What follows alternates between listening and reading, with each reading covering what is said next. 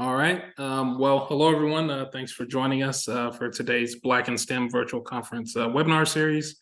My name is Don Dixon. I'm the lead organizer for the Black Academic Support and Advisory Group, also known as BLASAR. Today, we also have another BLASAR member joining us, Jordan Ely. She will be taking all of the questions and reading them out at the end of each talk. So thank you, Jordan. If you want to introduce yourself really quickly, go for it. Hi, everyone. My name is Jordan Ely. My pronouns are she, her. I'm a graduate student at the University of Maryland, so quite a little bit from California, but no worries. We'll get back there eventually. Yep. And also, just to give credit where credit's due, Jordan did come up with the name and logo for BLASAR. So, the logo sort of in the back of my screen. That was her. With that, we'll go ahead and get started. Our first speaker is Evan Nunez. He is a PhD candidate in astrophysics, and he is also the president of the Black Scientists and Engineers of Caltech. So whenever you're ready, Evan, please go for it. Perfect. Thanks, Don. Much appreciated. Excuse me. All right, let me just hide a couple of these things here. There we go. All right, cool. Yes, very, very happy to be here. As Don mentioned, my name is Evan Hayes Nunez. I am a fifth-year PhD candidate at Caltech. I'm getting up there in age now. And I have the opportunity and fortune, I think, to be able to share with you all the work that I've been doing, sort of in the background, but also in the forefront, I guess, of trying to make the Black experience at Caltech a little bit better, a little more manageable. So in particular, I think all the efforts that I've been doing have, I hope, been helping build and support the Black community at Caltech. And, I just want to give a huge shout out to the BLASAR team, shout out to Don for being consistent, and and Jordan for, again, just always being there, just locked in all the time. It honestly gives me something to look forward to when it comes to consistency. And so before we begin, I just want to go ahead and give a quick little summary of what I'll be covering today. The first of which is sort of talking a little bit about myself, my research and my involvement. I'll give my soapbox for about 30 seconds there at some point. A brief history of Caltech and try to contextualize why the organization that I'm a part of is necessary. And then talk about the most, I think, fruitful outcome, or one of the more fruitful outcomes from the efforts that we've been putting in for these past 4 years now, basically. And then, I'll summarize and think of some things to look forward to.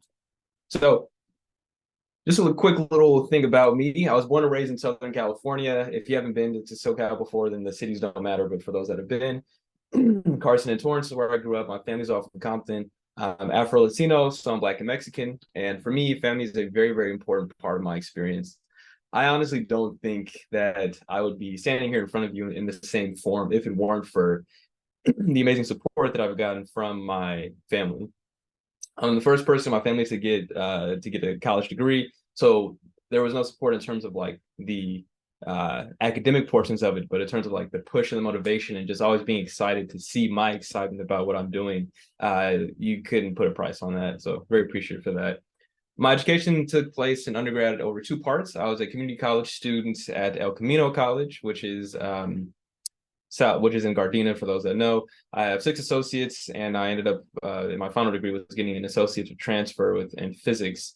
I like to joke that I actually have more degrees than most of the professors that I work with, and I'll take that. That's a little bit of a flex. I finally graduated with my bachelor's in physics with a specialization in astrophysics from Cal Poly Pomona in 2019. And now I found myself at Caltech, where I got my master's in 2021 in astrophysics, and now I'll be getting my PhD in 2025. And yes, I absolutely did walk for my master's. I still don't know where that idea in academia is that you just don't walk for your master's, but never sat right with me. So you best believe I was out there. In terms of REUs, I spent some good time at the University of Wyoming. This is actually the first time that I got to spend time with Don, actually. Shout out to him, as well as the Campera program. And then Cal Poly Pomona back in summer 2017. Also got to kick it with Don once again. And then finally in 2018, that's when I was at the Harvard Smithsonian Astrophysical Observatory REU, where I was also a Manica Raslan Institute affiliate.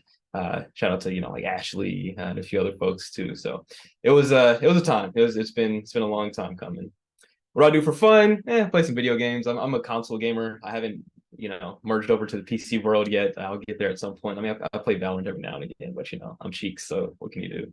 Also, listen to a lot of music. For those that like to listen to hip hop, Mike just put out a 24 track album, just an absolute blessing. It's amazing. I'm an amateur photographer, amateur cinematographer, fun stuff, and also I'm training for a half marathon again. So, this little snapshot about me.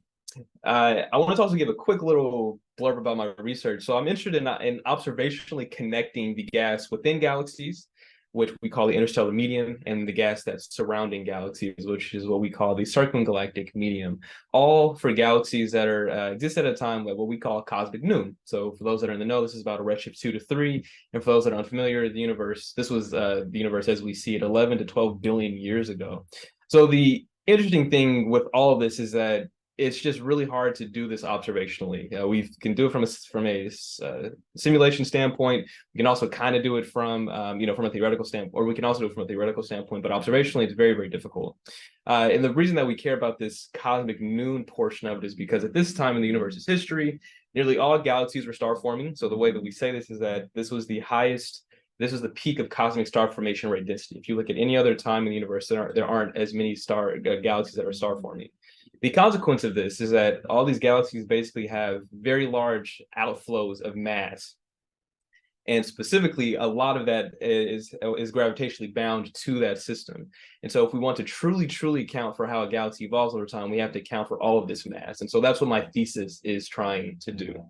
There are a lot of fundamental questions that, of course, I won't get into, but that I'll at least ask just so, you can get an idea of what I'm trying to answer. How much mass is actually out there, right? It's like, sure, Evan, you said a lot, but like, can you actually quantify that?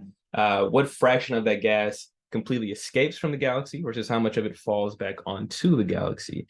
What are the timescales that are associated with that gas and how long it spends out there? How does the mass actually propagate out? Do you expect it just to, expand out just in a shell, or is it small little bits of emission or of gas that are going out? And finally, just fundamentally, like what dictates the bulk properties of this surrounding gas and all of that good stuff. So it's fun. I love it all. And if you have any questions, or if this is at all interesting to you, definitely please come chat with me at some point. So my involvement thus far in my career with just in general DEI work has been pretty numerous. I mean, I'm sure my resume is a lot shorter than some of the folks on this call, but the point with these two slides these two things here is to show that I've been basically doing this work since I was in undergrad, even at a community college, and once I finally made it to my bachelor's granting institution. And for Caltech, which is where I currently am, as I mentioned, my activism and my involvement has gone up quite a bit. What we're going to focus on today, though, is my involvement with BSEC. So I was a secretary starting in 2022. This was basically at the end of my first year, or really was halfway through my first year. And then I was co-president. I'm still technically, I guess, co-president and a CBAS organizer, which is going to be something else we talk about. I've also peer mentored students for the past 2 years and have been, for the past 3 years, and have been a research mentor for 2 years. And I've been so excited with all of my students. They've been absolutely fantastic. One thing that I want to note, too, is that if your resume isn't this long, it does not matter, right? Survival is activism. The fact that you are here, the fact that you're granting your degree, and the fact that you're still doing well is all that actually matters. All of this is icing on the cake, right? So just wanted to put that little asterisk in there.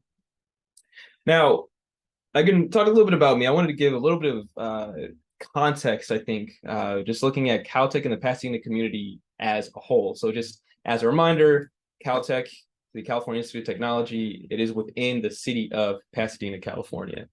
So Caltech started actually as Thrope University in 1891, and it officially became, had the name Caltech in 1920.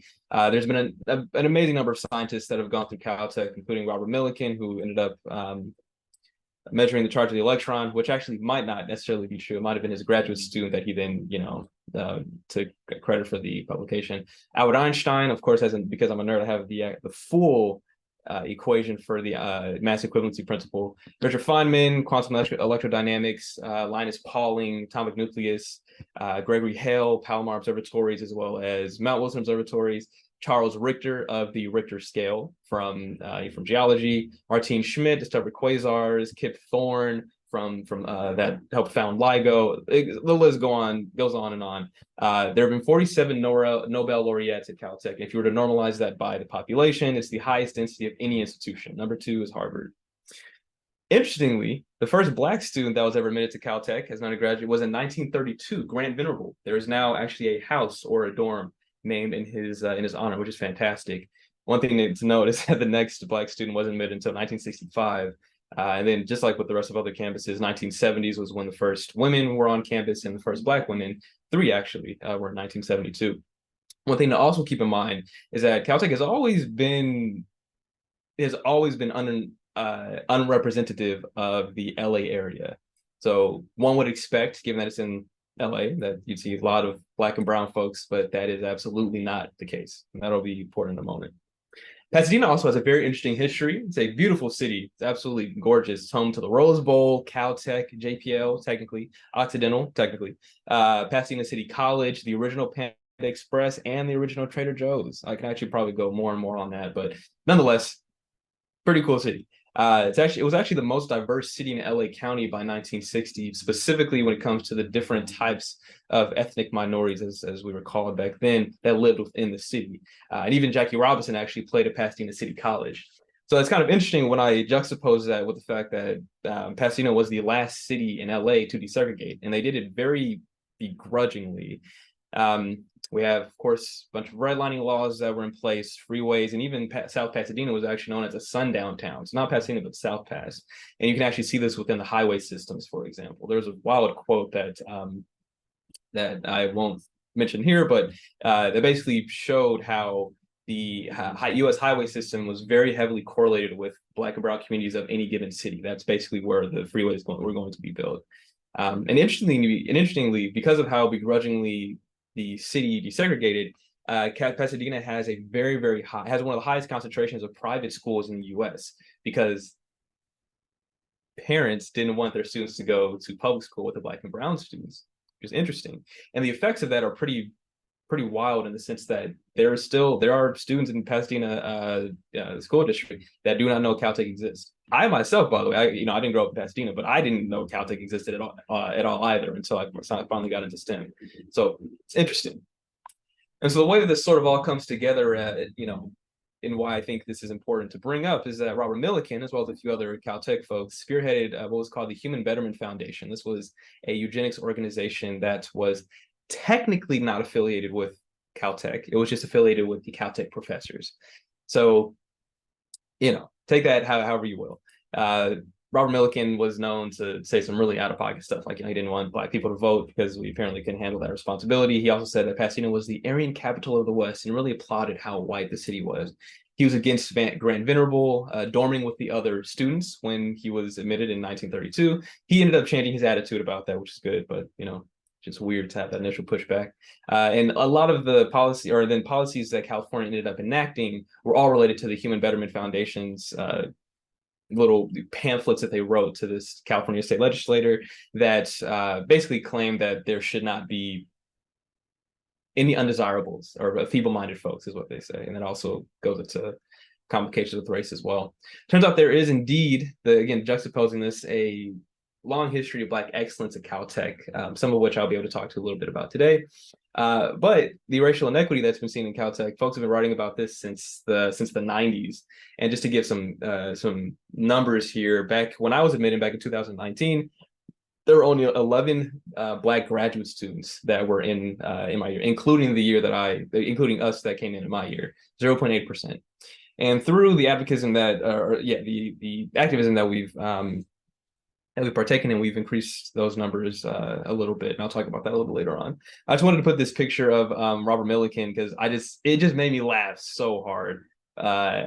It kind of looks like it, you know what I mean? Like I won't say anything too crazy, but you can kind of tell. I don't know. I saw it and I was like, oh, yikes.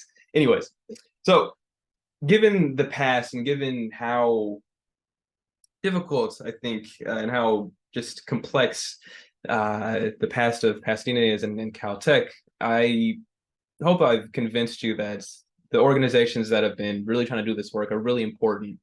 at Caltech. And so in particular, we're going to be looking at two organizations. One is BSEC, the Black Scientists and Engineers of Caltech. And our history basically goes back to the Caltech BSU back in the 1970s. And fundamentally, we're just trying to support Black identifying scholars on campus, specifically undergraduates, graduates, and postdocs. And on the right here, we have the National Society of Black Engineers. So we are indeed an NSB chapter, which has an incredible amount of success stories, a bunch of super dope conferences, industry connections, internships, full-time jobs, and funding, all of which have happened while I've been here.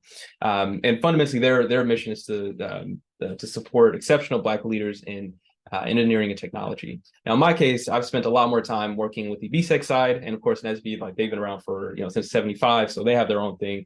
So I'll be focusing a little bit on BSEC more than anything. One of the main things I think that we've done on campus was really just leveraging the moment of George Floyd and his unjust murder, and trying to spin that into something that can, try to find some silver lining, get some positive outcome from that horrible situation. And so, sort of similar to like BLASAR in general, or like BLASAR 2, this was a pivotal moment in, I would argue, American history and in academia where folks were actually listening. And I want to give a big shout out to Jean Badru and Daniel Mukasa, who were really the ones that were pushing forward to basically try and yell at Caltech and be like, guys, y'all aren't talking the talk, or y'all ain't walking the walk. So in particular, Caltech has a very cute mission statement about caring about diversity, but they forgot that we were scientists and that we can see the numbers, and it didn't actually line up at all with what they were talking about. And so we basically got 3/5 of the Caltech community to hop on a virtual Zoom call and basically told them, like, nah, y'all are full of crap. If you actually want to be anti-racist, and if you actually want to diversify the campus in such a way that you claim, here's a literal step-by-step guide on how you can make strides towards that. In other words, this is not the end-all be-all. Once you do this, if you do this, you're not done. This is just steps towards making that happen. And thank goodness we've actually seen a lot of fundamental changes that have occurred. So first is that we have buildings that were renamed. So there, for example, Grant Venerable is now a dorm, which is a huge thing. It took a long time to actually make that happen. Admissions practices at both the undergraduate as well as the graduate level have been changing, such that we now have an increase from 0.8% Black grads all the way up now to 2%, right? Small number statistics, but still significant. We basically went from 11 to 35 Black grads, just fantastic. For the undergraduates, we're getting closer to 13% that it should be for the US population. It's at about 7 currently. Funding for inclusion efforts have also been institutionalized. So this means that it isn't going to be a function of who cares. It's going to be, these are funds that are completely set aside specifically for these purposes and only these purposes, which again is significant. And most importantly, I think we all can appreciate this, that we're actually starting to get more institutional buy-in, which is really going to be the thing that drives these things forward. After I leave, after my colleagues leave, and we're gone, who is going to step in to replace us? And unless you have folks who actually want to do that, both at the professoriate as well as the administrative and graduate level, none of these things ever work. And so thankfully, we've gotten a lot of buy-in from the profs, which has been fantastic to see. So these sort of serve as like the main things I think that our activism has changed on campus. Other things that we do that's more internal include the following, where we have a bunch of events. I've been running a lot of these things. So we have dinners that we have every year. This is actually at the NSB conference back in 2021. Really nice little group there. We was at Roscoe's Chicken and Waffles, off principle. And this is actually a nice story. This is my little brother here. He actually came out to, get some experience and what have you. And he already had his job lined up at Microsoft, but he just wanted to chop it up. And his good buddy, he actually got an on-site interview at NSB and was hired at Google, or it was either Google or NVIDIA. Either way, it was a top-tier company now, and so he's working well, which is fantastic. I also like snowboard, so I was like, let's go on a snowboarding trip. And so we had folks first time ever seeing snow, for example. And also, since the financial barrier was so high to go snowboarding, we were able to break that down completely by getting funding to fund all of the snowboarding trips, which has been fantastic. This is us again earlier this year. This is us back again at Roscoe's. We're also trying to leverage the connections that we have with the Black empowerment groups at JPL. So that's where we're walking here. We got a fantastic tour of the center of the earth, as they call it, or mission control. And we're also again just trying to for those that want to go into industry, trying to make those connections as strong as possible. We also, another cornerstone of what we're trying to do too is this summer programming via with all the incoming students that come here for different programs that are specifically trying to get Black and brown students to research on campus. So we actually got box office suites at the Staples Center. Well, it's now the Crypto Arena. See the LA Sparks play in the summer, which is fantastic. We've gone to the Hollywood Bowl 3 times in the past year. We got to see Kamasi Washington and Earl Sweatshirt one year. We got to see TLC and Boyz II Men last year. We got to see Gladys Knight this year. We also, have beach days, of course, just off principle being in California, as well as just fun events to, just to hang out and have little time set aside for us just to all bond together. And it really means a lot when the summer students can come by and say, yeah, this is one of the best parts of the summer, to be able to come hang out with y'all. So I don't know. that's what to me, that's what it's all about. Now, one of the other things that came out of this, this actually came out of a conversation with an undergrad that's part of the BSU, was trying to make a unique conference. So in particular, we spearheaded an effort to make a conference that we call Conference for Emerging Black Academics in STEM, called CBAS. So I made the logo, and then our secretary at the time, her name is Jasmine, she ended up making the actual acronym. It's fantastic. What we did was make a conference that was to focus on Black academics in STEM, specifically Black academics. We had about 80 folks show up from all the fields that I have there, from institutions such as Cal Poly Pomona, Caltech, of course, Pomona College, Cal State Long Beach, UCLA, USC, Harvard, so on and so forth. And this is us here, by the way. We have our vice president at the time, Sarah Weisflog, myself, Tom Henning, co-president, as well as Jasmine, who's the secretary. What we wanted to do was make a conference somewhat similar to SACNAS, but geared specifically towards the Black academics who want to stay, who would like to stay in academia. There have been a few instances where, I was at like SB or NSBP, where when I tell folks I'm in grad school, they're like, ugh, yuck, sorry, when are you gonna get a real job? I was like, I want to be in academia. So, to me, it felt like this is the perfect place to do that. And especially given Caltech's history, I thought it would be just an amazing, again, juxtaposition to have this held at Caltech in particular. And so here's a quick little visual summary of it all. So this is me giving the opening remarks. We had, I think it was about 16 or 17 talks lined up throughout the day. We had a science communication panel here by some amazing scholars. Some of y'all may know Dakota, for example.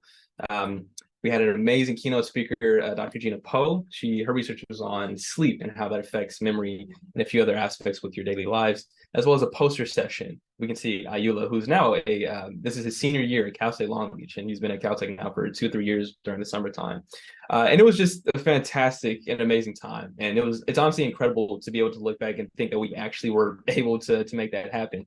Overall, we spent something like 240 man hours to make this thing happen. And most of that work was on our breaks and our off time, which will be important in a moment. And so this was early this year, again, in May 12, 2023, and we're actually going to be looking for speakers this upcoming, or actually in the next few months, really. And so if you're interested at all, please send me an email. We don't have a proper form yet, so if you're interested at all to give a talk, please just let me know, send me an email, and we can make that happen. So last thing I want to mention is just to do a quick summary of everything that we've seen thus far. It was kind of a lot, but hopefully it's a lot of pictures, a lot of fun. Through BSEC, the amazing cabinets that I've had thus far, all of our allies who I didn't get to mention, and just lots of hard work. I've tried to help build and better the Black community at Caltech. We made sure to leverage the moments, especially in 2020, staying consistent, which I think was the hardest part most of the time, spending time and care to offer events that folks would actually want to go to, advocating for myself and everyone else who doesn't have a voice, and then sacrificing free time. If you want to try and keep up with our goings on, you can just Google Caltech BSEC, and you'll have 3 different links that are there. You have Caltech for Black Lives. You'll have our Instagram, as well as just our main website on Caltech. I was going to put the links there, but I think this is probably, if you have the Googleable information, you'll never be able to lose it. I just want to give a few takeaways. We have power at all stages of our career. If you saw, I've been doing this work since I was a community college student, bright-eyed, that didn't know what the heck I was doing anyway, and I was still able to do something. But as a reminder, depending on where you're at, depending on how much work you have that term, depending on whatever, your survival is all that matters. Whatever that looks like, that's what's fundamentally the case.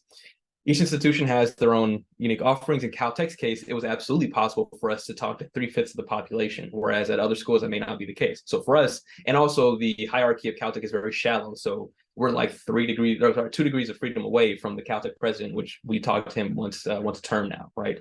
So there are other things you can leverage as well.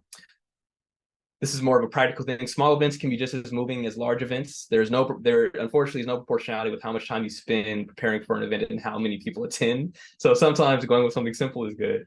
Remember that your job is to graduate, depending on the level that you're at least if you're undergraduate, a graduate student, or even a postdoc. Your job is to get out and to get a real job. Be very intentional with the amount of time you spend, because sometimes you may be the only person that's going to be able to put in the work. If you can handle it, fantastic. If you can't, that's okay too. And when you're going through the real stressful parts of it, is trying to have the end goal in mind, but also keep in mind that you should never apologize for resting. We shouldn't have to do this work. It's unfair.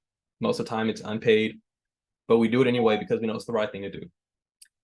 As a result of that, because of what I mentioned before, since this is not at all our day job, you have to be strategic with the amount of time that you spend. And just know that our ancestors are going to be applauding with whatever decision you make for that particular term. So I will yield my time because I went over. Thank you.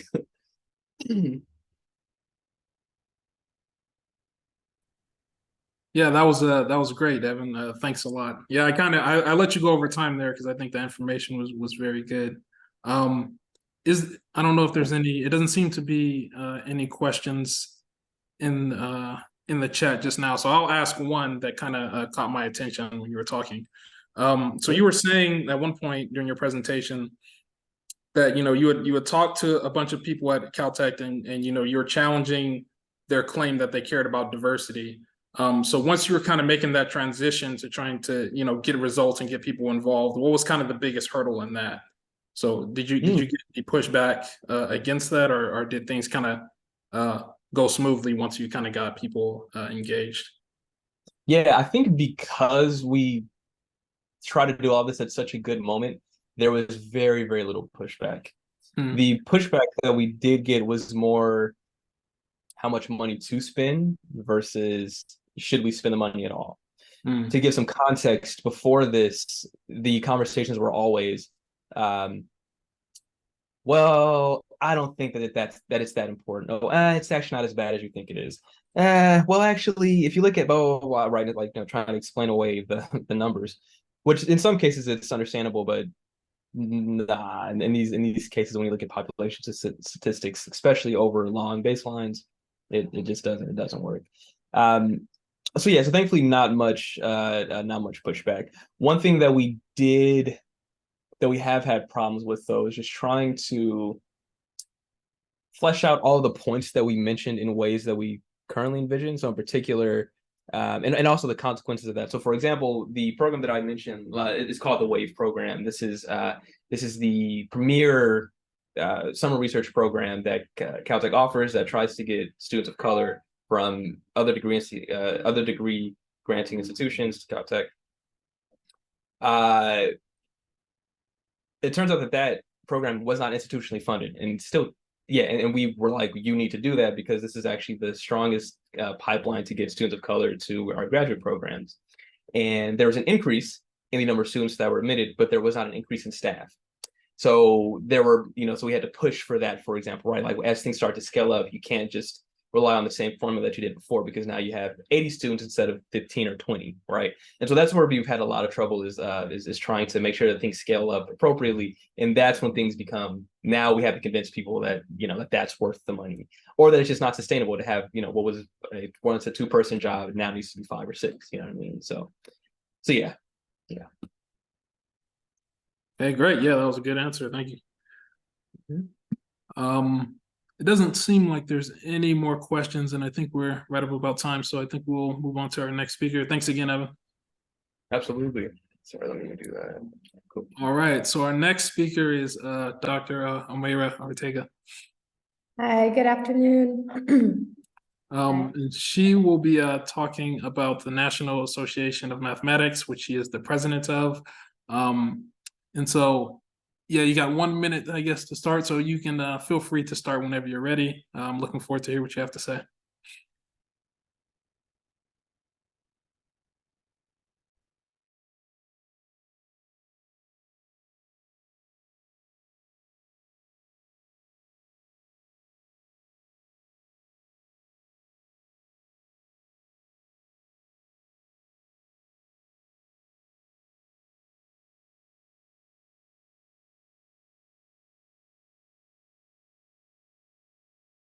Are you also able to see what I am sharing? I just want to confirm that you're able to see that. Great. Yep, looks good. I'm having an issue with my headphones though. I'm just in a public space, but my headphones are not connecting, so let's just keep our fingers crossed. How's everyone doing today? Great. How are you? I'm great. I'm great. So, excuse me. I want to tell you a little bit about the National Association of Mathematicians. It's an organization that I've been a member of for a very long time. I'm currently a lifetime member and also currently the president of the National Association of Mathematicians. Oh, I'm sorry, I just came out of that. Okay. So my name is Omayra Ortega. I'm a professor of applied mathematics and statistics at Sonoma State University. And like I said, I also have the great pleasure of serving as the president of the National Association of Mathematicians currently. So what is NAM? NAM is a professional organization for mathematicians specifically. And the mission of NAM is to really support mathematicians of the African diaspora more generally, but our membership is open to everyone. So there are no limitations on our membership, but our programming, our the initiatives that we take on, all are in support of mathematicians of the African diaspora specifically, and then more generally, mathematicians as a whole. NAM endeavors to help the mathematical community achieve parity. And when I say that, I mean parity with the general population. And so we know for a fact that in mathematics and in STEM in general, that people of color are underrepresented. People from the African diaspora especially are underrepresented. And so we need organizations like the National Association of Mathematicians to hold us together and to support us and to help us succeed in our chosen fields.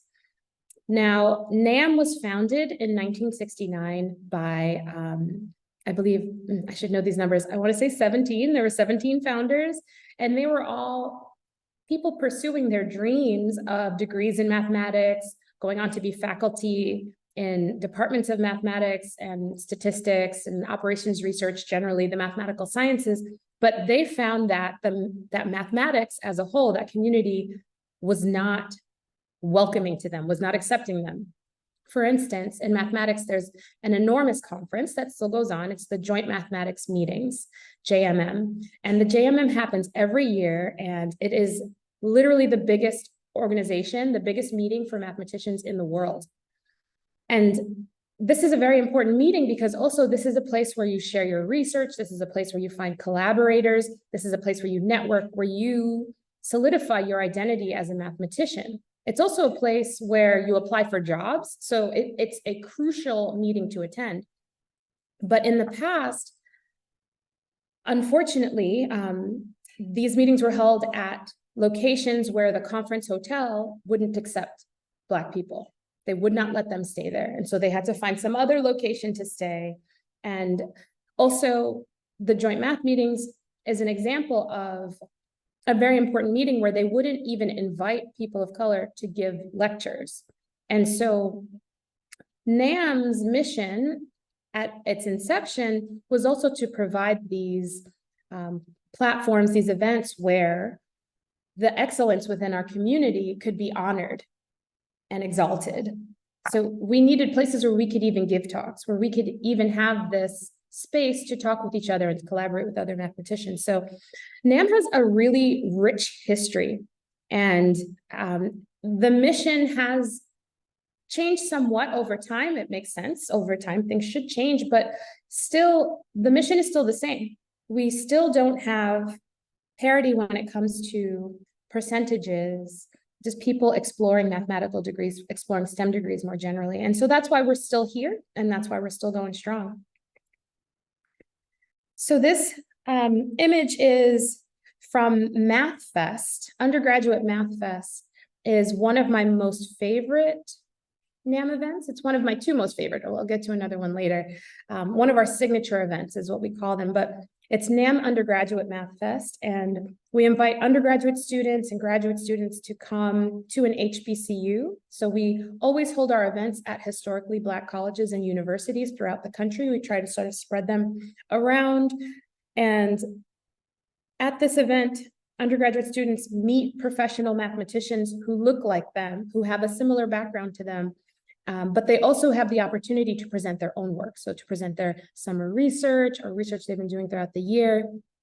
And there are presentations mostly by undergraduate students, but also graduate students are invited to present as well. And this image is from Morgan State University in Baltimore, Maryland, which is an HBCU. Just recently, we held MathFest 2023 at Clark Atlanta University, and I'll show you some pictures from that in a bit. But really, the major goal of NAM is to support excellence in the mathematical sciences, whether that's with respect to teaching or research. We want to see people of color doing well, feeling joy in mathematics, and being supported in whatever career path they choose, so that they don't have any sort of hindrances outside of them. Excuse me. But like I said, some of the major goals of NAM, it's really to support continued development of excellence in teaching, as well as research. But also there is a policy aspect to NAM as well. We want to increase the awareness in the mathematical sciences community, but also in the general public. I'm sure I'm not the only one that when I tell someone I'm a scientist, I'm a mathematician, they're like, oh, there's not a lot of Black female scientists, are there? And I'm like, yes, there are. I mean, granted, I might know them all. I might have all their numbers in my cell phone, but we're out here. We're out here in numbers. There are a lot of us. And so we also work to change the public image of mathematics in general, but also just, you know, when I've heard colleagues say from other math departments, you know, I really would love to hire a Black mathematician. I just can't find them. We're out here. We are out here.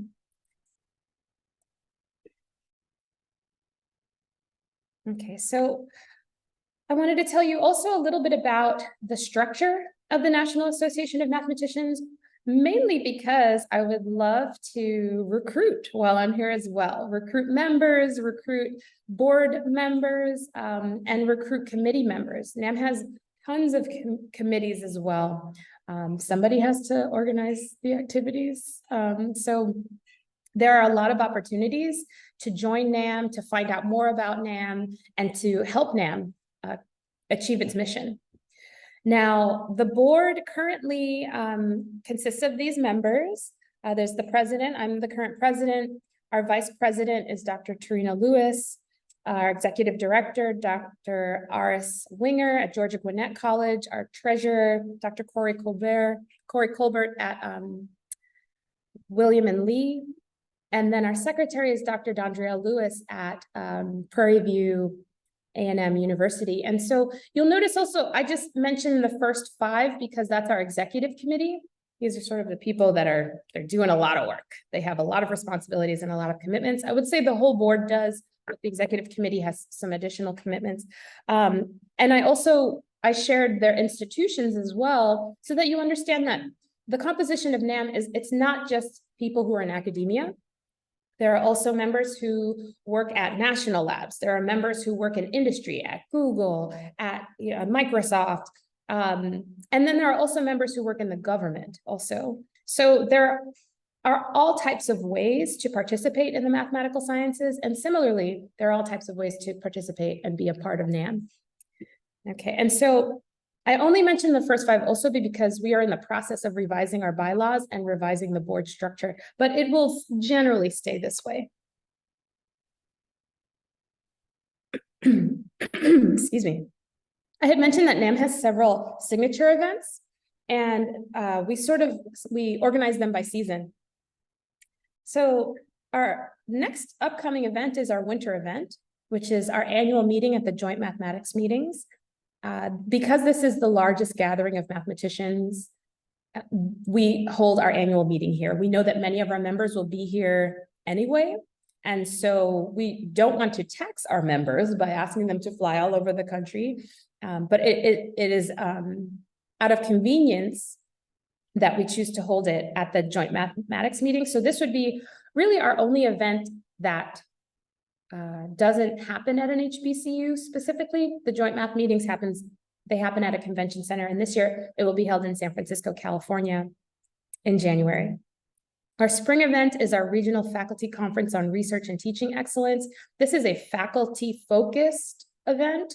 And so at this event, the topics range from really research and teaching. It's sort of a self-explanatory title there. But it's a really great event. It's truthfully one of our smaller events, but it's also more focused. And it's an opportunity for faculty to establish new collaborations, learn about new research areas, learn about new opportunities. And we often have professional development sessions there as well. It's the bulk of that event is faculty giving presentations on their own work, but there's a lot of networking in between. And like I said, there's some professional development sessions. So sort of, how to work DEI initiatives into your classroom, or also many HBCUs currently are, and I actually, it's probably more than just HBCUs. We just tend to focus on HBCUs at NAM, but math departments across the country are shrinking. Just having less math majors. And so we had a panel of chairs discuss that topic at the last FCRTE, our faculty conference, to help those in the audience who are similarly battling with declining enrollments. Our summer event is in conjunction with the Mathematical Association of America's Math Fest, and that's our David Blackwell lecture. David Blackwell was an amazing statistician who actually had to put up with so much. He's one of the giants on whose shoulders we stand on today. And so, of course, we have a named lecture named after him. Each year we bring in a mathematician who exemplifies those same qualities as Dr. David Blackwell. And then, as I had mentioned, one of my favorite events is the fall event, the NAM Undergraduate Math Fest, where we bring in our undergrad and grad students and also show them a bit about what grad school will be like. I think in the next couple of slides, I'm going to talk a little bit more about our winter event. I just said annual meeting at JMM, but what exactly do? We do a whole lot. Oh, okay, so that's not coming up just yet. Our last faculty conference was at Hampton University. As I said, that's an HBCU. We hold our signature events at HBCUs. And then our keynote speaker was Dr. Ebenezer George from the University of Memphis. And really getting into the details of what exactly happens. We have these contributed talks, this panel, a banquet, and the Baruka Reed lecture. Okay, so this event just passed, and unfortunately, I have not gotten access to these photos yet. So I'm still using the photos from last year's Math Fest, but the 2023 NAM Undergraduate Math Fest was held at Clark Atlanta. It was a beautiful event. But these pictures that I'm showing you now are from Morgan State still. There's student talks and poster presentations so that folks can share their work. There's a graduate fair, which is just really wonderful. Students get to learn about graduate opportunities available to them and also get access to recruiters who can tell them exactly what they need to do on their applications and also give them application fee waivers. And I guess a longtime favorite activity is problem time with Dr. Cooper. Dr. Dwayne Cooper is a professor at Morehouse College. And he has most recently joined with Dr. Samuel Ivey. The two of them together run this problem time. And it's just a competition that runs throughout the event. And it's just really amazing to see folks are so excited to work on these problems and run and try to find Dr. Cooper and Dr. Ivey to get their problems checked because there are cash awards for this. So come through, you may win an award. And then we have our J. Ernest Wilkins lecture as well. This year at Clark Atlanta, our J. Ernest Wilkins lecturer was Dr. Talithia Williams from Harvey Mudd College, and she gave a great talk on storytelling with data science and statistics. So I had mentioned that I would sort of, expound on what events do we even hold at the joint math meetings. We have so many. We have so many events. So my other most favorite event that NAM organizes, I love them all, but the Haynes-Granville-Brown session of presentations by recent doctoral recipients. And so Haynes, Granville, and Brown, first off, these three women were the first three African American women to get PhDs in mathematics. And I can't even imagine what these women went through to get their PhDs. And so I think it's an honor for NAM to be able to name the session after them and honor all their hard work. Again, the giants on whose shoulders we stand. Currently, without them, I wouldn't be here. But during this session, it's all people who just got their PhDs.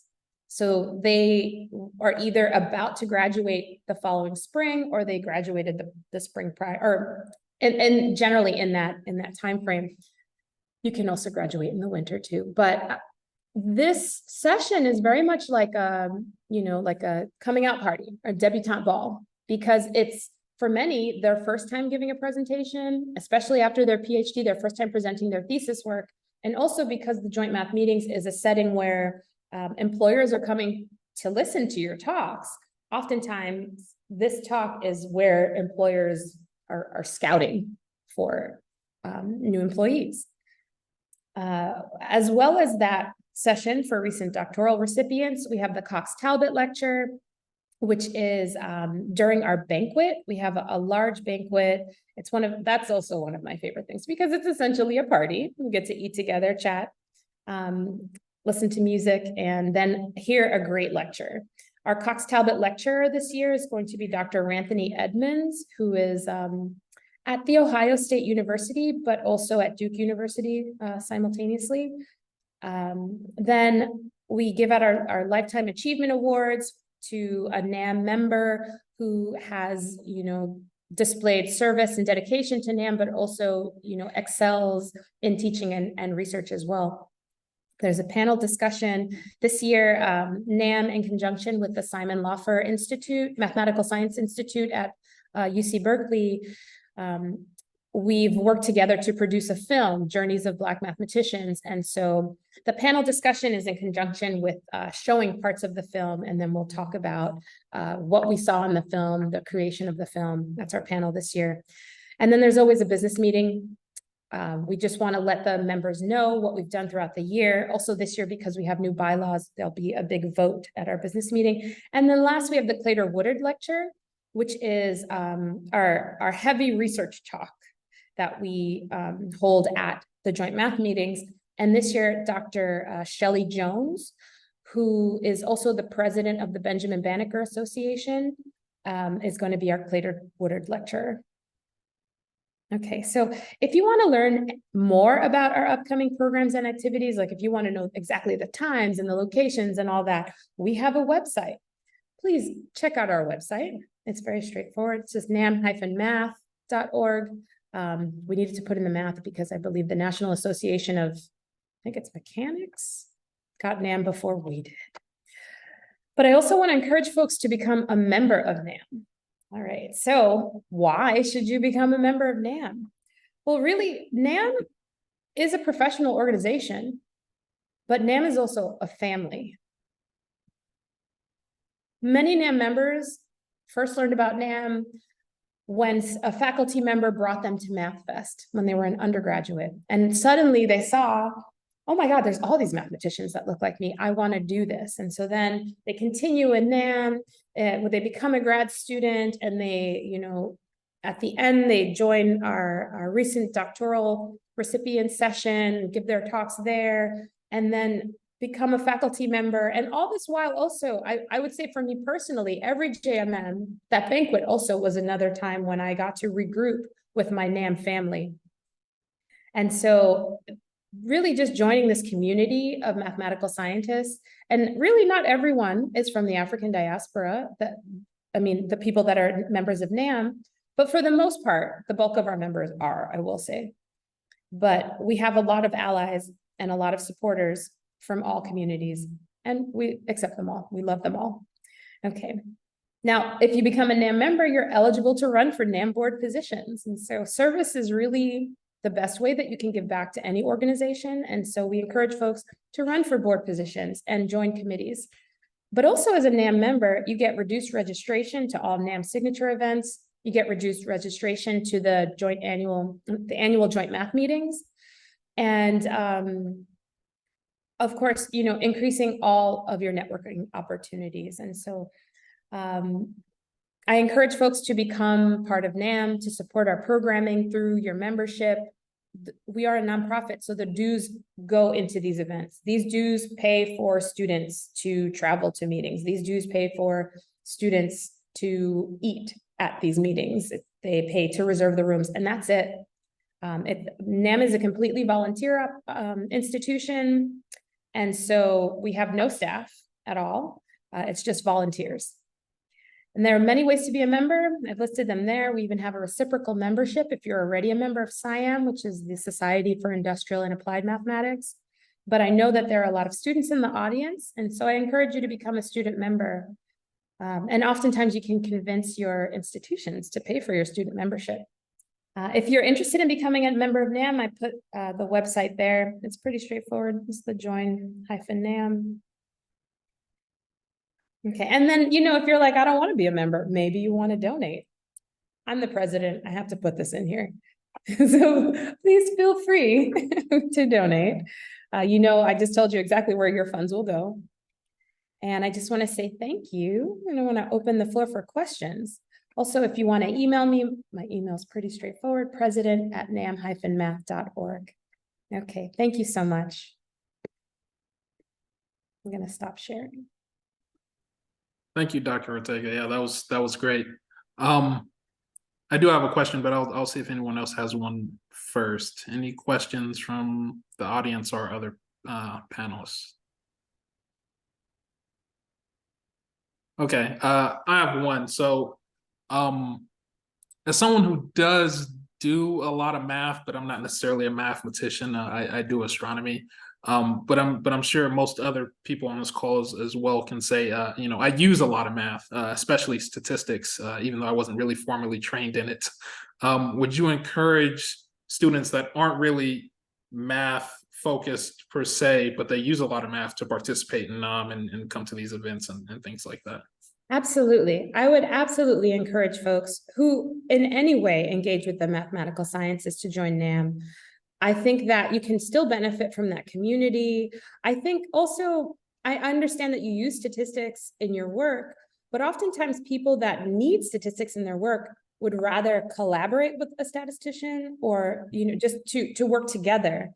And so that by joining NAM, you join a network of mathematicians and statisticians who could become your collaborators as well. So I do think that NAM membership is beneficial to anyone related to the mathematical sciences in any way. Yeah, thank you. Yeah. You know, I also just realized, I believe Evan Nunez is actually in one of my photos giving a poster in my presentation. So hello. Yeah, he might have walked away, but Okay. but yeah, I'll let him know for sure. He probably is. Okay. And so if there were questions, would I be able to see them in the chat? I think so. And I just checked. There doesn't seem to be, but this is being recorded. And you have shared your email, so yeah, I'll definitely, if people do have questions later, I'll direct them towards you. I do think this information was very valuable. I will be looking into joining activities in the future. So I appreciate you coming and to talk about it. Absolutely. Thank you for inviting me. Of course. Let's see. Okay, we're a little early. Ashley, are you ready to go at any time? Yes, yes. Great. Let's see.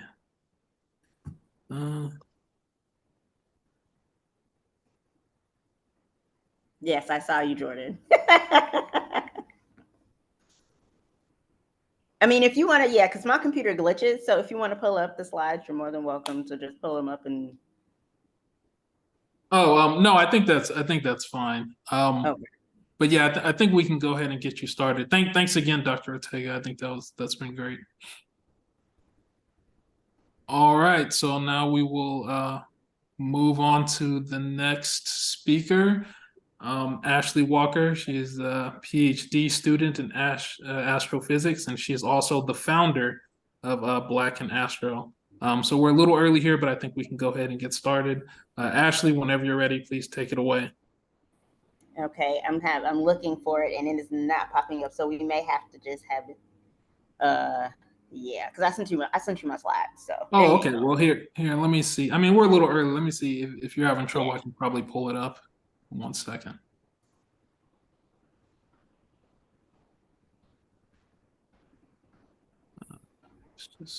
And excuse the noise if you all hear that. They are doing construction. They've been doing construction in front of my house since midnight last night. So I don't know why they're tearing up the streets, but they're always tearing up the streets. So that's just that. Yeah, no worries. I don't hear anything, so I think you're good. Okay.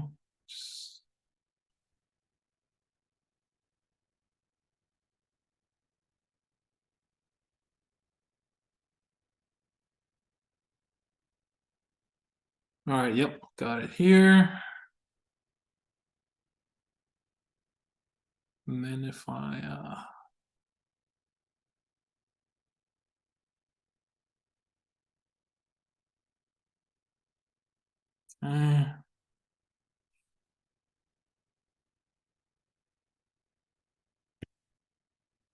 okay, so I guess what we'll do is I'll share my screen, and then if you just say next, I'll just go to the next one. All right, that works. All right, that works.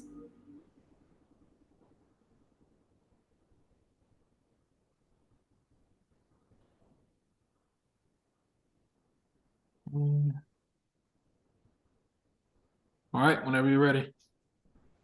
All right. Hello, everyone. My name is Ashley Lindelia Walker. I have to say my whole name because most people know me on social media as Ashley Lindelia. So therefore, I'm introducing myself to you all as Ashley Lindelia Walker. I am the founder and president of Black and Astro. I am the co-founder and vice president of Black and Chem, and I am the co-founder of Black and Physics. And so today I'll be talking about the importance of the Black and X community, how I came about of the 3 orgs and some other orgs that have been extremely supportive, and particularly of Black and Astro. And I'll dive a little bit about how NABG has also helped us. So with Black and Chem. So with that being said, we can go to the next slide.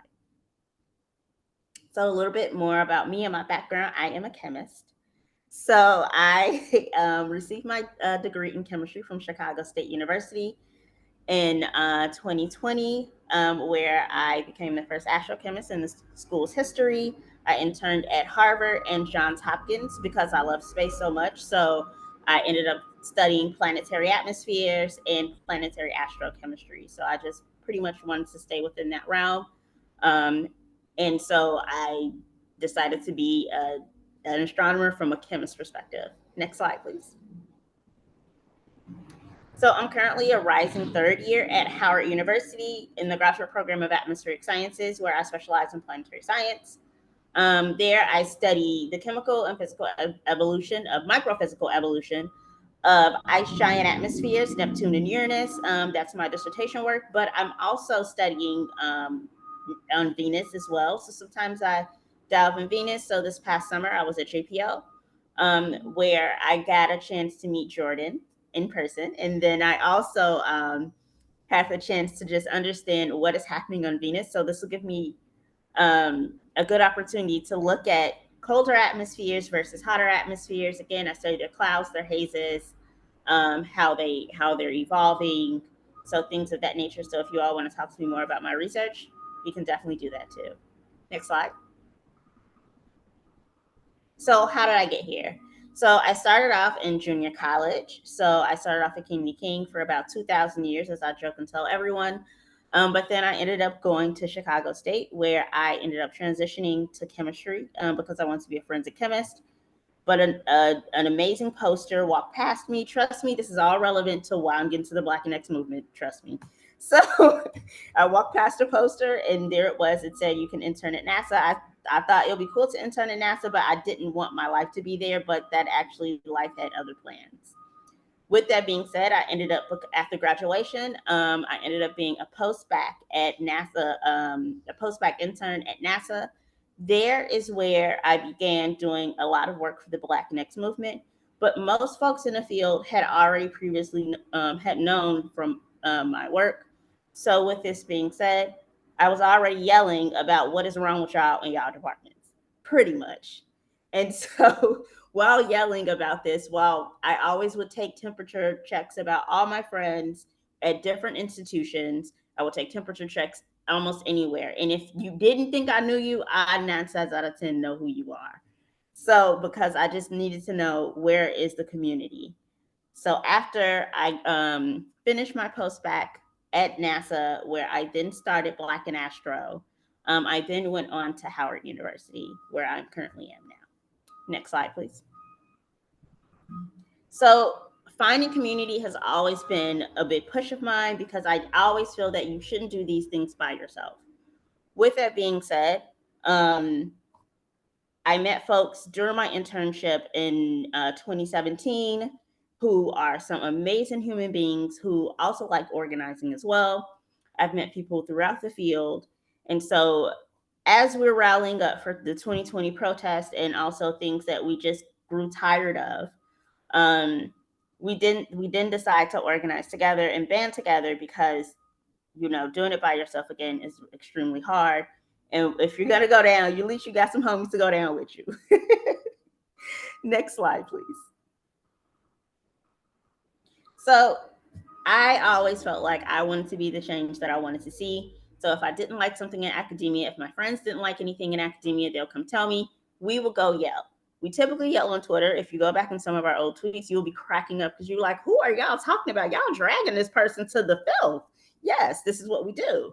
And so because we want things to change, because again, if I'm being completely honest, and if this is a safe space for me, if we want to go there, you know, there aren't really many safe spaces for us Black folks.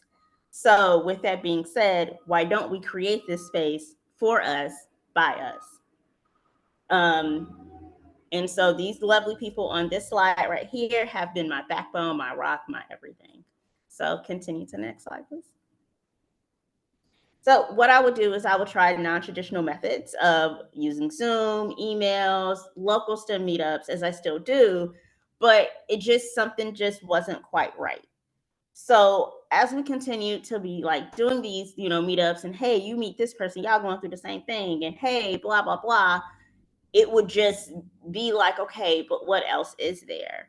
Like, how else can we still like organize these things? Yes, a lot of people in 2020 end up writing their departments telling them like, basically, y'all are trash. So we were really happy. We were like, yes, we're doing something right. Next slide, please. But I knew I had to start something. So I partnered up with Astro, which is a part of the American Astronomical Society. Astro is a graduate student-led, they're like a little, they're not exactly a publication site, but they do host like a lot of articles and stuff that you can read and find, whether it's about how to get into grad school, all the way to the Big Bang Theory. So they have a variety of things that they write from a graduate student's perspective. With that being said, they helped me. They gave me the platform and an introduction to launch Black and Astro. And so I created Black and Astro, which started off as a hashtag, and it was originally Black and Astro Week, which we still call it, but we did transform it in 2021 to now Black Space Week. You know, next slide. So it is extremely exciting to hear and see everyone's faces. So we had our first in-person Black Space Week this year in Washington, D.C. We partnered with The Ohio State University. We're partnering with them every year. We're funded by the Heisen-Simons Foundation, where we have a Heisen-Simons grant that can fund all of our activities for the next few years. And in addition to that, this year we did partner up with NASA and the White House National Space Council, which we were really excited about. So we had an in-person and an online person component this year. And so again, I created this week in the organization because I felt like, all right, I'm tired of y'all. Like, what we doing? So, and I also wanted to make sure that, Black people within the space field felt connected to us, and they actually felt like, okay, who can I go run to for these things? So we do give, so I'll get into about what we do in a little bit. Next slide, please. But I need to flip it over to the infamous Black and Chem. So again, I co-founded Black and Chem immediately after Black and Astro. I always make this joke, I must have had nothing to do in 2020. So I co-founded Black and Chem with some incredible humans. This organization it's also near and dear to my heart because, again, we wanted to see what was going on in chemistry. Although NABG does exist, we also wanted to make sure that, this is actually a global platform. So everyone is not in the US. Same thing with Black and Astro. I should mention that everyone on my e-board is not in the US. So everyone that founded Black and Chem is not in the US, but our current e-board is now in the US. Everybody's on the East Coast except me. So these are some of our wind downs and things that we have, and we provide support for the org. So it was definitely something to see, having all these people come out and support us. Next slide, please. So something that I really wanted to know is how does this impact the community? And let me back up a little bit. I do want to say that Black and physics is something that I did come up with and create. However, I was like, I'm too busy. Y'all have at it. So they held me hostage for about 2 Black physicists a week. And I was like, all right, Ashley, you too busy, gone. You just come around when necessary. I'm like, all right. So I still do organize with them from time to time.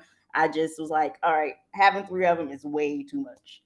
But how does this impact the community? So this impacts the community because we see and we hear these things about, okay, who can we go to for these issues and for these problems, as was mentioned earlier. And so I like to think of myself as the person that is actually going to go face these problems, which I actually do, and it gets me in trouble sometimes. However, we do want to make sure that everyone has a safe space. And so since 2020, there's been an uptick in talking about these things. Pre-2020, pre-2019, there wasn't that many folks talking about a lot of these issues online. I know I was one of them. I can think off the top of my head, Tiara Riggins, Nia Butler-Craig. It was not that many like you see it now. So now just to see this impact on the community, I'm really, really grateful that more people are being more open and honest about their experiences. Next slide.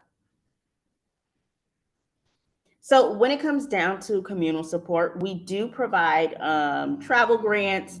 We provide exposure and connection with different other people in the field. So if we have wind downs, if we have mixers, if we have anything, folks will come out. And so we also want to provide folks with opportunities. So oftentimes we do get those emails where they're like, hey, we're looking for a professor in this, in X. Hey, we're looking for this. So we try to put them out there for everyone. So right now there is an extension for the Patty Grace fellowship. So if anyone is interested, please go ahead. It is for Black folks in space and aerospace. So please go ahead and apply to that. So we definitely are trying to make sure that folks know that these opportunities exist. And again, if anyone needs anything, I'll have my contact at the end. Next slide, please. So CSMA, the American Astronomical Society, the Committee of the Status of Minorities in Astronomy, that is a mouthful. However, they have been extremely supportive of Black and Astro. They have been around since I want to say like 1998 or so. And this committee is full of people of color, and we make sure that we advocate for y'all. So I am on the committee. I've been on the committee for quite some time. And so we also become liaisons for other committees. So someone may ask us, hey, I need you to come be on X committee. One, I cannot say which one, but I need you to become on an X committee so we can figure out what's this issue at X institution. And so that's what we would do, depending on, again, which committee. So sometimes we'll be like, hey, we need y'all to do this, or hey. So oftentimes AAS CSMA has been extremely supportive of Black and Astro and Black and Chem and Black and Physics. Next slide, please. And so we do have the Astronomy in Color blog, which gives interviews for community members and provide feedback that goes to the AAS community, and we continuously highlight junior astronomers. Next slide. And so something that I thought that was extremely important, I gave a similar talk on last week on like, how does this help me with grad school? So this gives us versatility and soft skills. And so we try to be open and say, hey, y'all want to come join us, so that this can help you going forward. This can open your, this can broaden your horizons. Go ahead, next slide. And this can help you understand like a lot of historical events, because this can also help you decide whether or not, like, how can we support you in your decision making? So with that being said, something that I did notice is an uptick in students leaving the field and things of that nature. So because people are leaving the field, we're like, okay, how can we support you? So one of our astronomy members, she actually has her own hair care line. And we're like, okay, girl, how much we need to put down? How could we support you? And I need it for my hair. So therefore, we're trying to do our best to support her as much as possible. Next slide, please. And so some of the takeaways is what I learned is like using your platform to help others. I have my cat here. She says she want to be seen. Also, like using community organizing as leverage. And so sometimes a lot of people don't know that you can use this as leverage, and especially if there are certain situations, as was mentioned before, like, hey, I didn't pay attention to this. Evan said something so powerful, which a lot of times happens within, especially in astronomy. Oh, it's not that bad. You'll be fine. So we use that as leverage to be like, hey, actually, no, this is a problem. And we also partner with African-American Women in Physics, which is by Dr. Jamie Valentine. And so currently there are 27 Black women with PhDs in astronomy in the US. And there are 19 in planetary science, none of which have graduated from an HBCU. So that should give you a clear defined definition where we are and what we want, what our goal is. So our goal is to graduate folks and support them, even if they don't want to go to academia, but whatever it is that they want to do, we want to support them. Next slide, please. And so you can follow us on all of our social medias. Sorry, I probably went over time, but or am I a little under time? But with that being said, you can follow us on all of our social medias. Come join us if you're going to be in the AAS winter meeting in New Orleans. This is the first time in 20 years that we went to a Black city. And come join us at the Rainbow Village. The Rainbow Village includes Black and Astro, the AAS CSMA, Movement Consultant, Vanguard STEM, and Luma.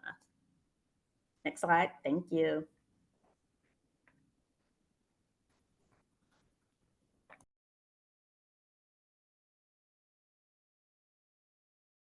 All right.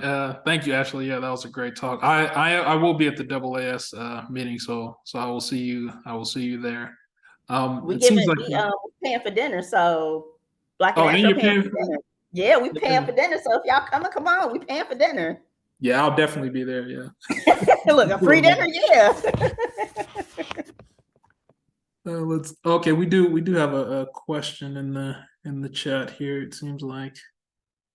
Can't type in a question where she's doing an action.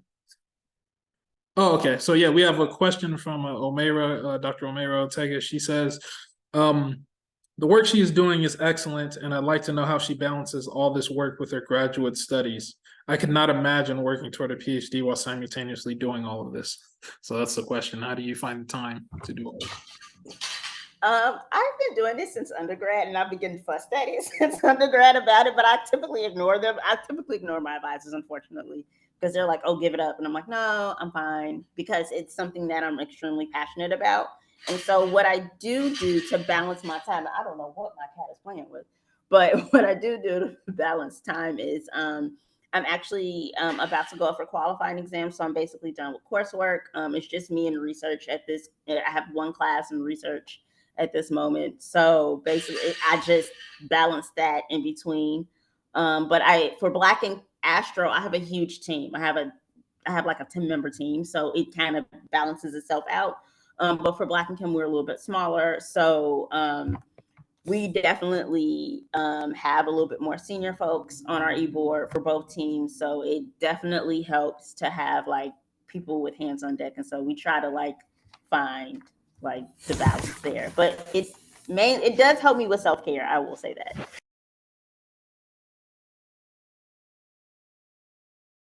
Okay, yeah, I have a quick question. So you said in your presentation, you do Black and Astro, but you also do Black and Chem, and it seems like, I guess, maybe even occasionally Black and Physics.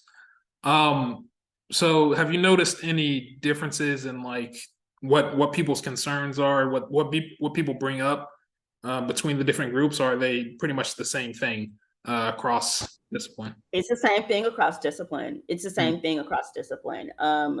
Because I'm so interdisciplinary, it kind of actually helps me. Honestly, I'm technically Black and Geo, so but it's really baffling actually to see like the same concern, like, okay, I'm not getting this attention, or why is this X person acting this way, or I'm not getting the support I need from this environment. What do I need to do? So typically, we try to open those doors and say, hey, you can come in, holler at us at any time. And yes, Black and computer science, yes. And so you could come in with us at any given time. And so it's definitely, something that I think that should be addressed on a national level. Now, the decadal. So for those that don't know, there is a survey that comes out every 10 years called the decadal survey. And so in the decadal, this is the first time that they addressed the EDIA portion. And so I'm like, oh, wow, y'all addressing stuff. Okay. But I mean, that's fine. But what action items are there? And so I don't think that there are any current action items. And yes, she just ran across.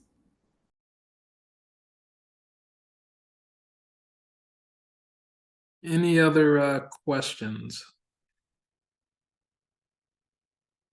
I had a question. Ashley, it's so nice to meet you, like officially. I feel like I've met you through other people, mutual contacts. But I've been really, really enjoying the work that Black in X has done, especially like on social media, because I feel like you guys are getting a lot of like foot traffic there, and that's like really important, especially like for an outreach point of view. And I send my sister things all the time, and she like thinks it's like very trendy and cool.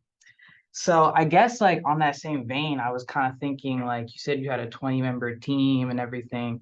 So like what is your goals or your vision for the sustainability of Black and X, like going forward, when you get to your, achieving your career goals, where do you see this movement going? So for the ones that I have been responsible for, well, the two, because I kind of don't know what the goalpost is for Black and Physics at the current moment.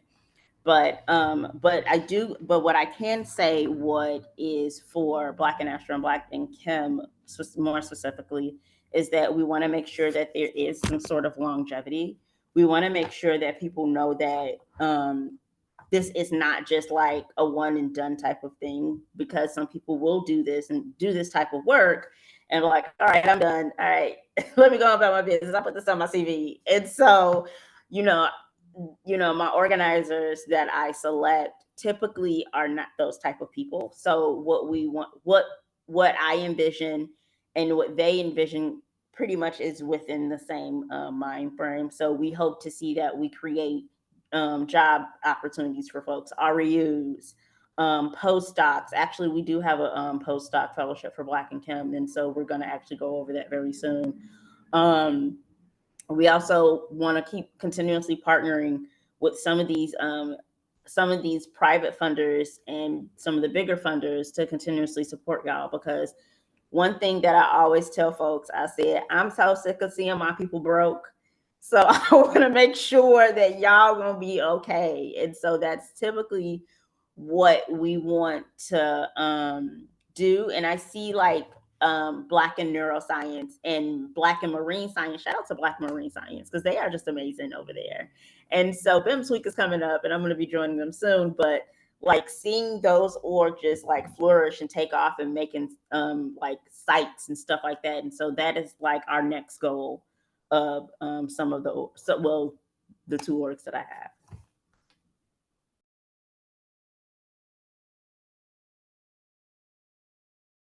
Okay, That's awesome. Excellent work.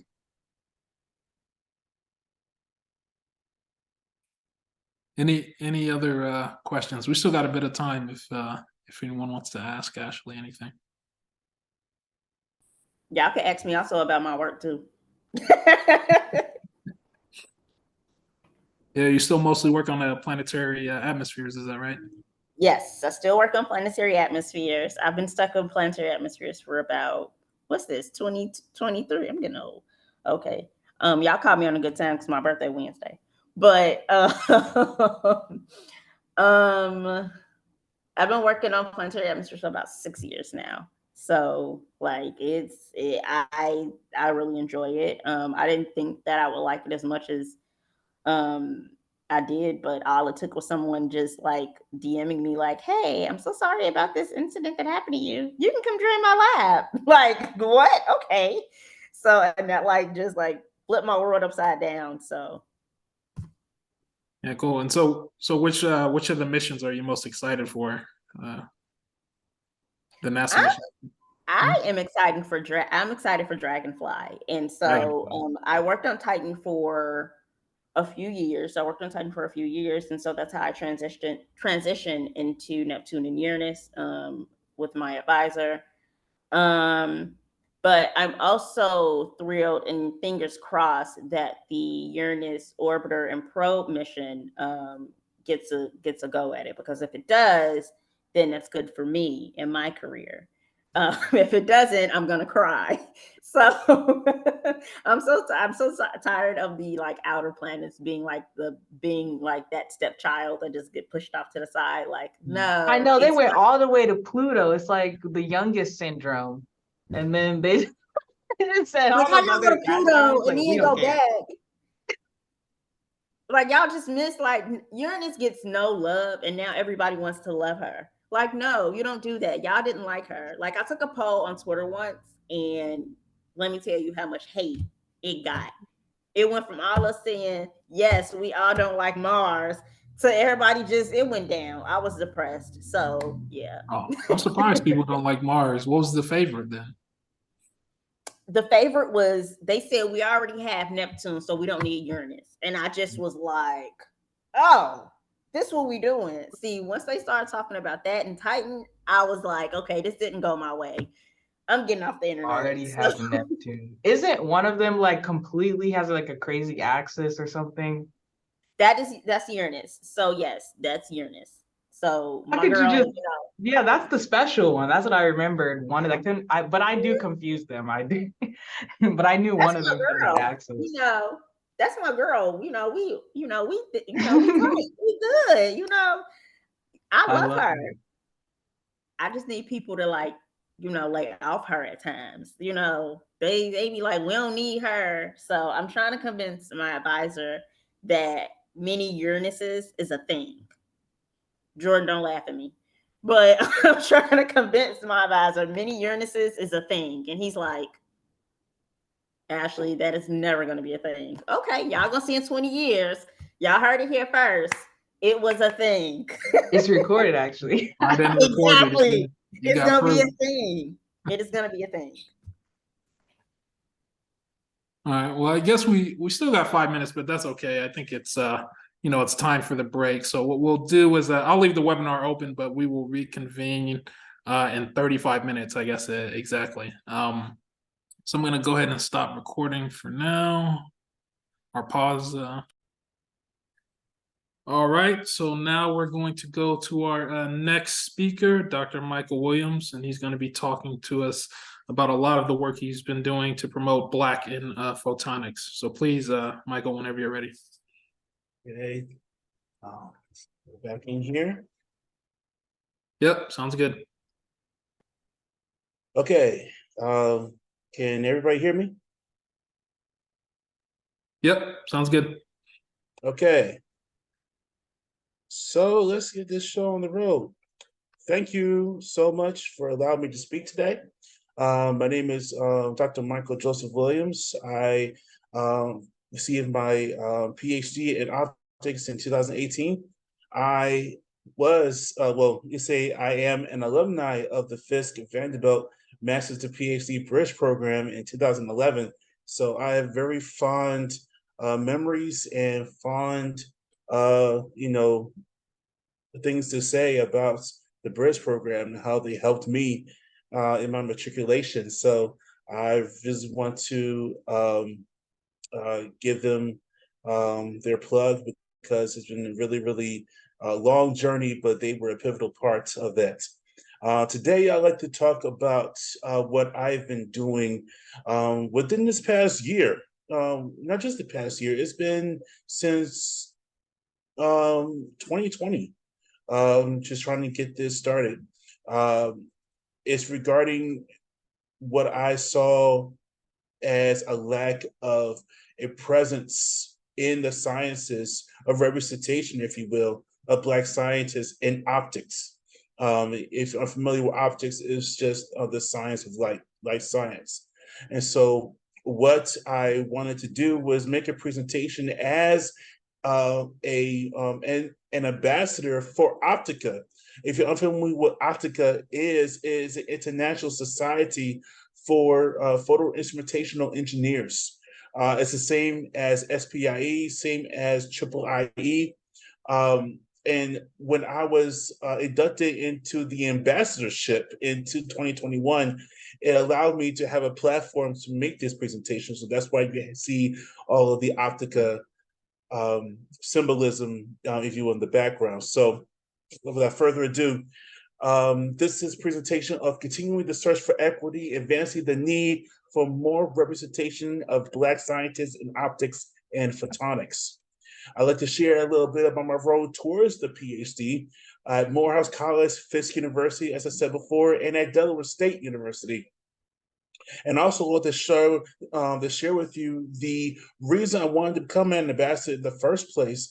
It was due to the article that was published in 2020 as a response to what happened to George Floyd, and how that bled into the society of scientists all around the world with the protests and the hashtags of shut down STEM, strike for Black lives, shut down academia, and Black in the Ivory, and how Optica is now putting forth their own campaign in uplifting Black scientists on their own right. And so let's start from the beginning. I am from good old sunny Philadelphia. No, I do not know Will Smith. No, I am not from West Philadelphia. I am from North Philadelphia. From North Philadelphia, born and raised on the playgrounds where I spent most of my days. Here I am, bright and just in love with life, love science, and I'm just a joyful, jovial person. If you think what's a picture that fully describes who I am? This is the picture. And how I started to become a scientist, it was through the Franklin Institute Science Museum in Philadelphia. It is one of the nation's most hands-on science museums. And here is where the love of science, the love of learning, the love of trying to figure out things, how things happen the way they happen, how everything comes to fruition, it all started here. And this is one of the let's say the main attractions of the Franklin Institute is that gigantic heart that you get to walk through to see how the blood flows. And it's been here for over 100 years. So this is really the reason why I just love science. And so from there, I went to Morehouse College. If you're unfamiliar with Morehouse College, it is an historically Black college in Atlanta, Georgia. It is the only historically Black college specifically for African-American men.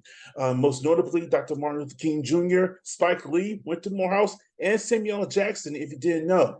It was established in 1867, and this is where I first saw people that looked like me have more of identity of who they were, both being Black and as a scientist. And so that really helped me in what I wanted to do with my life. And so this is some of the imagery of Morehouse College. This is a Graves Hall. Right in front is the grave, if you will, of one of our presidents, Dr. Benjamin Elijah Mays, and you see the statue of Dr. Martin Luther King Jr. in front of the King International Chapel. And here am I in my Morehouse regalia. And so when I went to Fisk University, it was part of the Fisk-Vanderbilt Master's to PhD Bridge program. Here am I in the first year in my Morehouse suit. This is like I was trying to rep Morehouse wherever I went. And so if you ever talk to one of the former directors of the Bridge program, Dr. Kayvon Stasson, he will get on me on how I represented Morehouse in my first year in the Bridge program. And this is a prime example of how I did that on the Bridge on the pamphlets that we hand out at different conferences. So that was me. Still am, but yeah. And so I ended my my journey at Delaware State University. It is the only HBCU that offers a PhD in optics, and it's the only HBCU that has a state-of-the-art optics facility called OSCAR for Optical Science Research, Science Center for Applied Research. And here I did my dissertation on the investigations on the linear, nonlinear, and forensic optical properties of nanodiamonds for photonic applications. And here, the whole I would say the nucleus of my dissertation was just a systemic study on the characterization of fluorescent and non-fluorescent nanodiamonds in using different characterization techniques, because we wanted to understand how to properly engineer them to enhance the optical biophotonic application. And we use different methodologies. We use absorbance and Raman spectroscopy. We use photothermal lensing. We use a nonlinear refractive index and absorption due to self-phase modulation of laser, and that we were using. And we use fluorescence spectroscopy and lifetime decay measurements of fluorescence using inverted microscope. And so some of the applications for diamond, you can use diamond as for a biophotonics, you can use diamond as a cellular biomarker for early cancer detection. If you have diamond, you're able to nanotag them with proteins. You'll be able to put them in any biological structure and see if the proteins will aggregate. And if you're able to use diamond that has a non-linear response to give off fluorescence, you can say that that's an early warning signal for early cancer. You can say that diamond can be used for Raman lasing. You can see in this picture, it's a diamond crystal, a bulk diamond crystal, and the output of the laser going through be transmitted through this sample is in the yellow wavelength range, which conventional lasers cannot attain. So this opens a wide range of opportunity. You can also say that diamond can be used to sense the variance in magnetic field or electric field or the temperature variance within a closed environment. And nanodiamonds, due to their one of their defects called the nitrogen vacancy defect, has an application for quantum computing, for quantum information processing. So there's a wide range of areas that diamond can be used for, and that's was mainly what I was investigating during those years. And so my HBCU role started in 2005 with Morehouse, and it ended at Delaware State University. And so now, being an ambassador of Optica, I'm able to do what I'm doing right now, make presentations about my journey to different people who may not have understood how quite a journey can be accomplished, especially for someone who came from the same type of environment that I came from, where you hardly see any Black optical scientists in modern day society. And so what I wanted to do, I tell you this, I did not want to become an ambassador for Optica, mainly because I did not see anybody like me in Optica, you know, being a figurehead, if you will, for the organization. However, sadly, but respectively, it all changed in 2020. The Optica ambassadors at the time sent out this statement of what happened to George Floyd, and it reads, "Science lives in a society affected by and in many ways built upon systemic racism.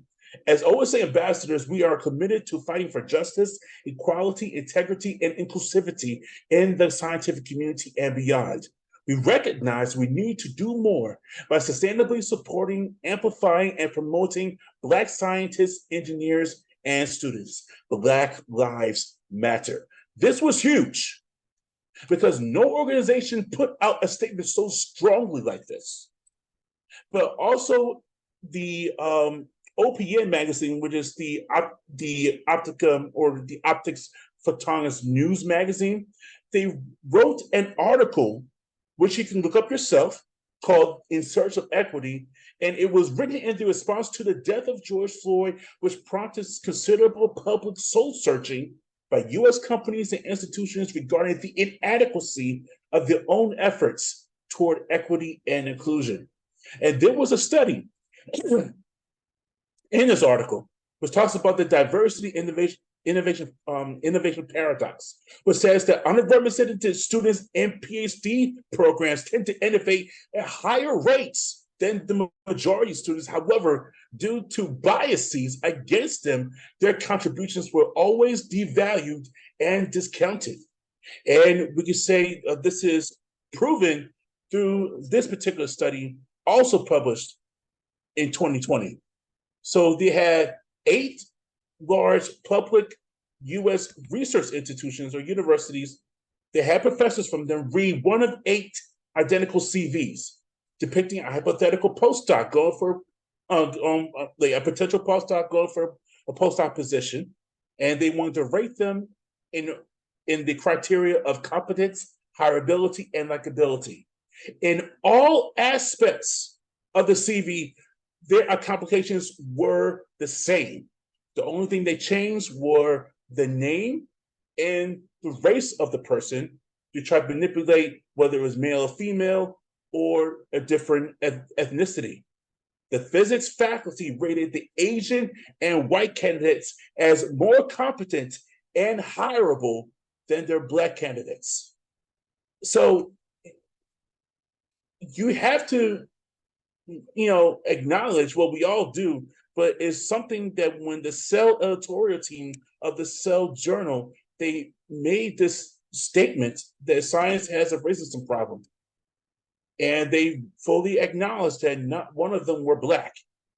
And they have a particular responsibility towards changing that. And they say they should not have taken the recent death of George Floyd, Breonna Taylor, and Ahmaud Arbery for us to speak and to act. And so it's quite mind-boggling that these 3, their particular loss of life altogether created one of the greatest uprisings against systemic racism in the entire world. Yes, it was the largest racial protest in the United States, but it encompassed the entire world. I haven't seen something like this happen before, where Black people die in America. It resonated with that. It resonated pain throughout the entire world. And so, yes, we can look at the protest that happens in North America, how there was a protest in every state of the United States. But also we look at how they march for George Floyd in places they do not have Black people in the demographics. We're talking about Iran. We're talking about Australia. We're talking about Turkey. We're talking about places that you wouldn't think would care, but they did. So something of this has to be said and acknowledged. But we also have to acknowledge that this could have happened to one of us, being in academia and being in scientific community. 2015, at the time, he was a grad student, Lawrence Crosby. He was racially profiled by someone because they thought he was trying to burglarize someone else's car, but it was really his own car. The woman called the police. The police tackled him. They arrested him, charged him with resisting arrest. Thankfully, the judge acquitted him, and he settled in his lawsuit for $1.25 million. So we can't say that this just happens to people in the streets. We have to be cognizant of saying that anybody walking, regardless of what accomplishments or accolades they have to be where this thing can affect anybody. And so we have to look at the lifetime risk of being killed by the police in the United States. And we say that African Americans has a higher rate of that. But we also have to look at how it affects the scientific community. And we say that the amount of physics majors over the past, 20 years has tripled. I'm talking about just physics. However, the amount of share of Black physics majors, the share of the total plummeted. So even though the number of Black physics majors rose, the total share of the total, it plummeted. But we also say that the amount of physics majors being produced in the United States, all the majority come from HBCUs. And that's why I started with that, because HBCUs are very important, especially today. We also say that there's been a static rise, and not even a rise, it's just been static regarding the rise of PhDs awarded to Black students, in contrast to our other minority brothers and sisters. And this affects me right here because I earned my PhD in 2018. So I'm part of the less than not even 3% of Black PhDs around that particular time. And we make 13.4% of the population. And this was during 2019. And so when we look at the numbers, I fit in less than 1% of all physics PhDs in the entire world during the time of 2018, 2019. And so we can look at the factors. I know I'm like preaching to the choir, but we have to get this out there because we have to understand why some of these things happen.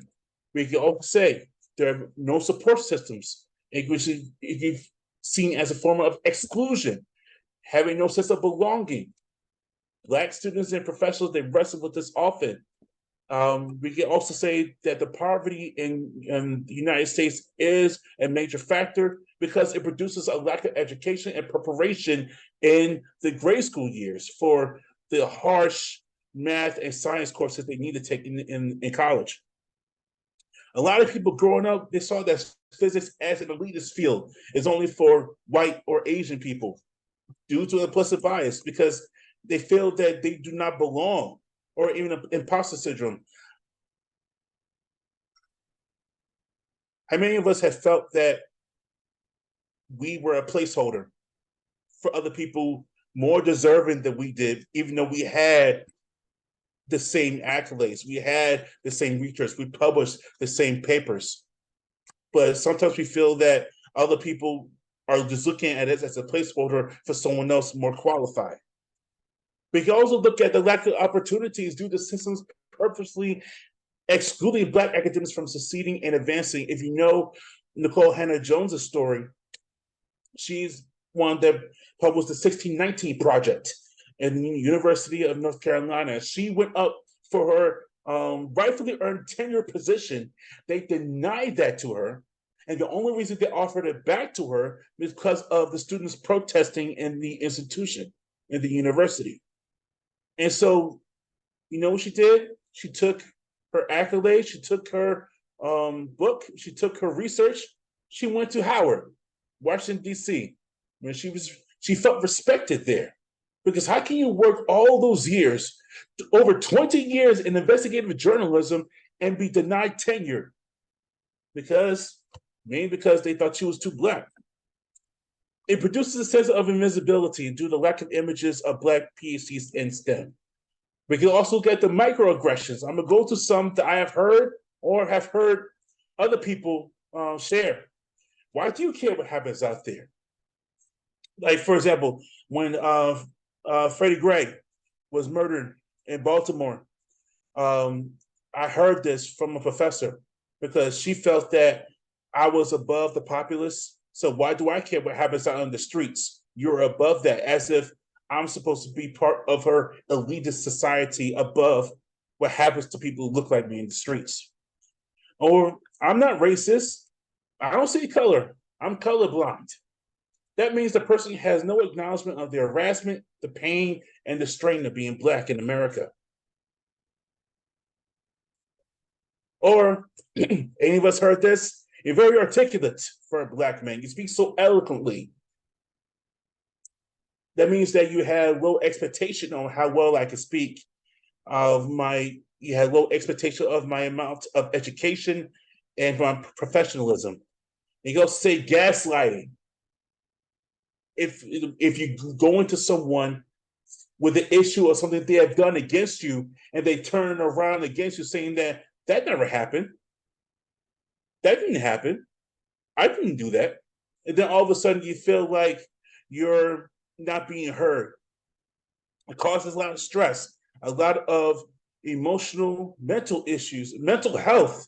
We already go through enough as scientists getting our degrees, but it's bad when we have to go through all of this on top of the stress of what we deal with on a day-to-day basis. If you want any more, I have a bunch of references on here, and I have a bunch of references in my my last slide. And so we all know this. We all went through the hashtags during that time, but I want to go through some of the tweets, or I don't know, they call it the X tweets now, whatever. That was launched during 2020 under the hashtag Black in the Ivory. I can go through some of these, but it's actually, I don't think, for the sake of time, I'll just go through them. But you understand how something like this cannot be overlooked. Or this right here, saying that you're just over exaggerating or the group members didn't mean it. That's what I meant about gaslighting. Actually, let's go with this one. So we all know Dr. Janelle Williams. She just earned her PhD from Howard University in physics. This is a tweet that she made in 2020 after a week after she got her acceptance letter to the PhD program. The students there at Harvard, they made sure to inform her that there was no Black women in physics. Well, they had to respect her now because they have to call her doctor. And this one right here, this is extremely offensive because this is a medical journal published that talks about the 8 minutes and 46 seconds, but they gave no reference to what happened to George Floyd or the fact that George Floyd died after having Derek Chauvin's knee on his neck for 8 minutes and 46 seconds. So let me just go through this. You can find these on your own. But, this is just reinforcing all the pain that people have gone through. But I hope, in showing all this, this is what normally when I go to different institutions, a lot of places there, they don't have a lot of Black representation within their group. So I make this to bring a point home for them. That a lot of the things that they see, they don't see a lot of things that actually happen. But I'm just trying to bring it to the forefront. And so, all right, I'm winding down. So this is what Optical at the time OSA had put on themselves to do. They acknowledged the pain that they felt from his death, and they wanted to work to try to bring more exclusivity within their own community. And this is something that I'm really proud of. So I was given the opportunity to help start this scholarship for Black scientists.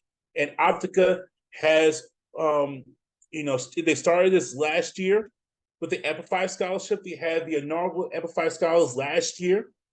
And they had their second tier of Amplify Scholars this year. So I am so happy about that. I'm going to read one of the quotes from one of our supporters. There is a persistent underrepresentation of Black scientists in the optical sciences and physics. A lack of visibility, community, and resources are frequently cited barriers to attracting bright Black scientists to STEM. We saw an opportunity to initiate change in our community, and launching a scholarship seemed a natural place to start. Michael, hate to interrupt, but yeah, you're a bit over time, so okay, I'm almost done. Maybe the last slide, yeah. Yeah. So these are several Black scientists in optics. You could look up yourself. I know a lot of these. This is a presentation I done in Optica. You see a couple of Morehousemen there in the crowd. It's just a eclectic group of people doing this. The opportunities, obviously, you talk about the PhD program from Fisk-Vanderbilt. I am part of the PARA program, which is helping to develop a new inclusivity model for more diverse workforce in Black imaging scientists. And you can look at all these references regarding allies and everything. This is the last slide. It was a conference at SPIE. The CEO had asked, what can we do about, going to different countries? And he said to reach the inner city Black and Latino communities first. And so that was a huge boom for me. That's why I continue to do what I'm doing today. Please follow me on Twitter at Black in Optics, or in my personal Twitter, MJ Williams, PhD. And I like to open the floor for any questions. I'm sorry for going over time. Hey, Michael. Yeah, that was great. No worries about going over time. I don't know if we didn't have any questions in the chat, and we don't have too much time for questions. But I would just say, I think the information you had in there, I really appreciated how you gave all of the statistics and things like that. I think that's invaluable, and I think the people who watch this later are going to appreciate that too. I guess since there are no questions I can see in the Q&A, I'll ask a really quick one. When Optica made that statement, that kind of, because at first you said you weren't really considering becoming an ambassador because you thought it might just be something they were saying, but when they kind of put out that statement, how important do you think that is for maybe other organizations and companies to put something out like that, so that the people under them have faith that they actually mean what they say in regards to diversity? It is very important because it shows that they actually care about the demographics within their own organization, and seeing the blind spots in their own understanding, or not even listening to their Black colleagues. It shows in I would say, the everyday aspect. I'm not looking for something to just, when something bad happens, all of a sudden they put out a press release and it's all well and good. I need to be with an organization that puts their boots to the ground and has conviction about the pain that they have felt. And they don't just want to say, oh, I feel bad, but then they try to brush it off later on because it's too much to feel. I need an organization that knows how to feel and knows how to heal. Yeah, great response. So yeah, we do have to move on, but yeah, thanks again. That was fantastic. Enjoy the Bahamas for us. And yeah, I'll talk to you soon. All right, thank you all. Yep. Hope to talk to y'all soon. Take care. Dr. Williams, that was a phenomenal talk. Appreciate you. Thank you. That was the abbreviated version. Okay.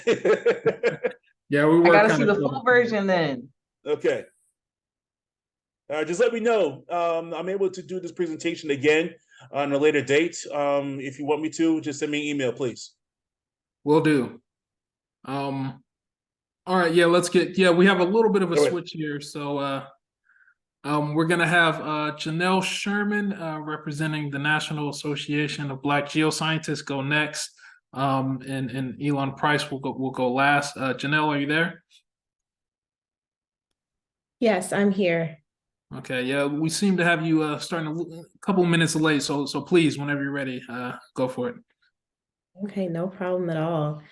I want to thank you for the invitation, Don, and thank you also to Elon. Thank you so much for being flexible. My schedule suddenly has become full this afternoon, so I will not be before you long. But I'm here representing the National Association of Black Geoscientists.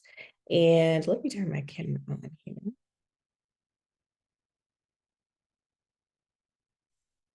Yes, I'm Janelle Sherman Randall, and I'm here representing the National Association of Black Geoscientists. And I feel a little bit like a red-headed stepchild. There's so many of you there's a lot of cross-pollination and a lot of overlap in your organizations. And I'm really thrilled to be a part of this programming. And I'm really hoping that I can make some good connections here as well, because I'm sure it's like many of you, NABG is very interested in expanding our membership.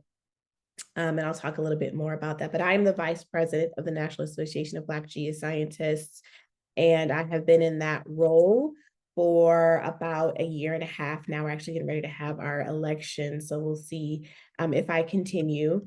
But my connection to the organization started way back when I was an undergraduate student at Wayne State University. I'm originally from Detroit, and I was there originally as a pre-med student, and then I ended up changing my major to geology once I took a geoscience class. I was looking to make a change, and I took one geology class, and I took another, and went on field trips and kind of got a feel for what the field was really about, and I fell in love with it. And so I've been a member of NABG since then. And this first picture here is a picture of my very first conference in 2019. I was an undergraduate student, and it was actually held at the University of Arkansas. So for me personally, NABG has been an incredible blessing in my life. Every time I go to the conference, I'm encouraged. I find a grad school, or I find a job or an internship. It's been a great resource for me, both personally and professionally. So it's been wonderful. I'm currently at a company called Eden, where it's a climate tech startup where I work as a geothermal project coordinator. But before that, I was at ExxonMobil for about 6 years in exploration. So I was doing deep water exploration off the shore of Guyana. So I was there for a little while, then separated from the company in 2020, like many people did. And then I joined Eden a little bit later after I had my son.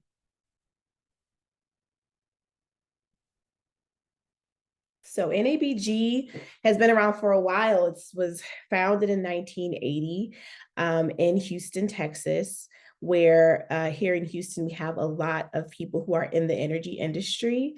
And generally, a lot of the Black people who are in the energy industry are typically on the business side or on the engineering side. And we have very, very few who are actually geologists or geoscientists.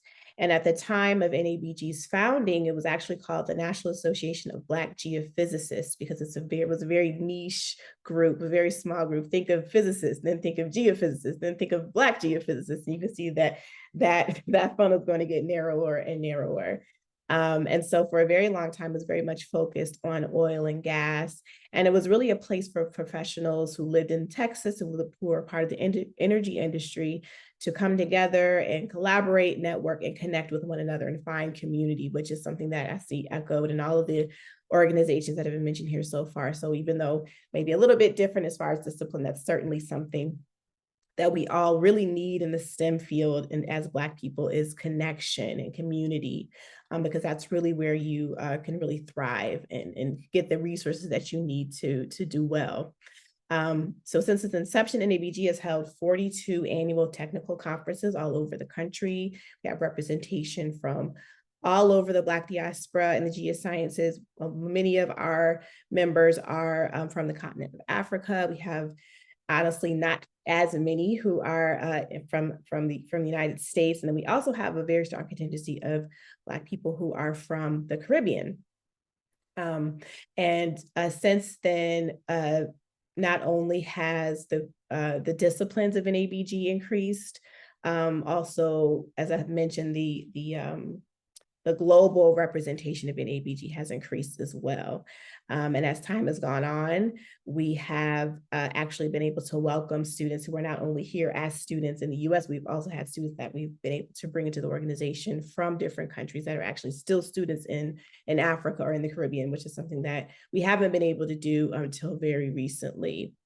That NABG is a nationally recognized professional organization and is part of the American Geological Institute and the Geological Society of America, which are two much larger organizations that have recognized NABG as a professional institution and have actually partnered with NABG and provided scholarship, provided connection, and there's a lot of overlap between those organizations. Part of my goal as the vice president of NABG is to continue to diversify NABG. As I mentioned, when we first started, it was very much an organization that was focused on oil and gas. So, exploration geology, as far as oil and gas is concerned, very, very niche. But as things evolve and as we're starting to enter into this energy transition, it's very important to me that we expand our membership by embracing all types of geosciences, even if it's not necessarily necessarily explicitly involving geology. So, we have some atmospheric scientists here in this group. I heard someone talk about Black and marine science. So these are organizations that we've been reaching out to and hoping to garner connections with. We've also reached out to WWF. They've been sponsors at our conference in the past, which is really our big event. So if anyone, I'll have a link that you can, or a QR code that you can scan at the end of this talk. Be really, really interested to connect with you or anybody that you know who is even tangentially interested in the geosciences. It's a small group of us, as I mentioned, but we're looking to grow. And was something that I've heard over and over again today, as I've heard about all of your organizations, which is wonderful, is just the feeling of community. As you come to these conferences every year, and it really feels like a family reunion. You can kind of let your hair down, you can be yourself. It's a safe space where you can be as Black as you want to be, and you're still looked at as professional. And it's just really a wonderful organization. So part of the mission of NABG is to do just what I mentioned. We have a couple of pictures here from our conference. That's really our biggest event of the year, where we have students do technical presentations. That's one young lady giving a poster talk. We have poster sessions. We have oral presentation sessions as well. We typically have a very robust roster of exhibitors and sponsors, which is excellent. And here we have an outreach event. That's one of our founding members, Mr. Reggie Spiller. I would not be surprised if someone here knows who he is. He's a very well-known guy. He worked for ExxonMobil for several years. And he now has his own company, but he also worked for the Department of Energy for a while as well. This is one of our scholarship recipients, We've given about $300,000 of scholarships since our inception. Our scholarship program started about 15 years ago. And typically those scholarships go to undergraduate students, graduate students that are pursuing geology. We have, and that's something that we're really proud of. Again, we want to expand on that. So I'm really thrilled to hear about some of the programming that these other organizations are able to provide for their membership, because we'd really like to expand in that way. And again, I think it's going to take us really expanding and diversifying our membership. But in general, we exist to inform students of career opportunities in the field of geosciences. We connect students with organizations like the National Science Foundation, the American Geophysical Union, the Department of Energy. All kinds of REUs are provided through organizations that we partner with for many of our undergraduate students. Internships, I received an internship for ExxonMobil through going to NABG. I received my graduate assistantship by attending NABG as well. So there's all kinds of opportunities available for our students. And then we also really work hard to connect with our professionals who have gone through the organization as well. And that's something that, again, that I'm working on again, also as the vice president, because we have lots of great organizations that stay connected to us, great, huge companies, you know, a lot of governmental organizations that can provide jobs and career training. There's lots and lots of network opportunities. And part of our goal also is to maintain metrics on Black people in geoscience as they matriculate through college, as they go into the workforce. It's our goal to make sure that we, you know, we're a small community, we want to grow, but I think it's really important that we connect, that we stay connected to people as they matriculate through in their different phases of life. And part of that is also to support professionals, even if they find themselves unemployed. Because I don't know about you, I've definitely been at a conference where I go and I'm just in a different phase of life and you don't know exactly, you know, I've been there as, like I said, I've gone every year since I was an undergraduate, but every year wasn't necessarily a great year for me, right? So I've gone as a newly graduated student without a job, you know, I've been there as a recently laid off person without a job or not really knowing what's next. And I found that sometimes people feel as though they don't really want to come because they don't really know how to present themselves. You know, you have your little badge with your name and your university or your company. And if you don't have one, then you don't really know how you fit. And so that's something that we've been doing recently, is reaching out to our membership, no matter where they are in life, and just say, hey, listen, this is always a place where you can come and be supported. I think I saw a hand up. My bad, that was an accident. Oh, okay. Okay, no problem. If you have questions, feel free. So that's part of our, again, that's a part of our mission as well. We're also able to supply corporations and institutions with really talented geoscientists who are looking to find internships or looking to fill internships, full-time positions, and also research positions. We facilitate the building of professional relationships within industry and between students and professionals, and also, again, building and fostering the relationships within the organization itself is really important. We also assist in development of professional standards and practices of members within their geoscience careers and entrepreneurial pursuits. And also for students, we sort of serve as that sort of that safe space to learn how to present yourself at technical conferences or professional conferences. How do you present your research? How do you handle questions? Recently, we just had our conference in DC. The last week of September was our most recent conference. It was a huge success. But one of the students there mentioned how she felt so much more comfortable giving her talk and giving her presentation at our conference than she did maybe at a GSA or one of the huger conferences, because you know that you're in a safe place. You're in a place where you're supported. Nobody's trying to make you look like you don't know what you're talking about, or there's this presupposition of competency that you may not always get, as our last speaker mentioned, at some of these larger conferences. And I found personally, when I was an undergraduate student, it gave me a lot of confidence to be in this community of people who look like me, who studied the way, studied what I studied, And, you know, there's just, you just have this, I was able to build this level of confidence in myself before going to a larger company or before going to another conference, where I kind of had this foundation of faith and of support.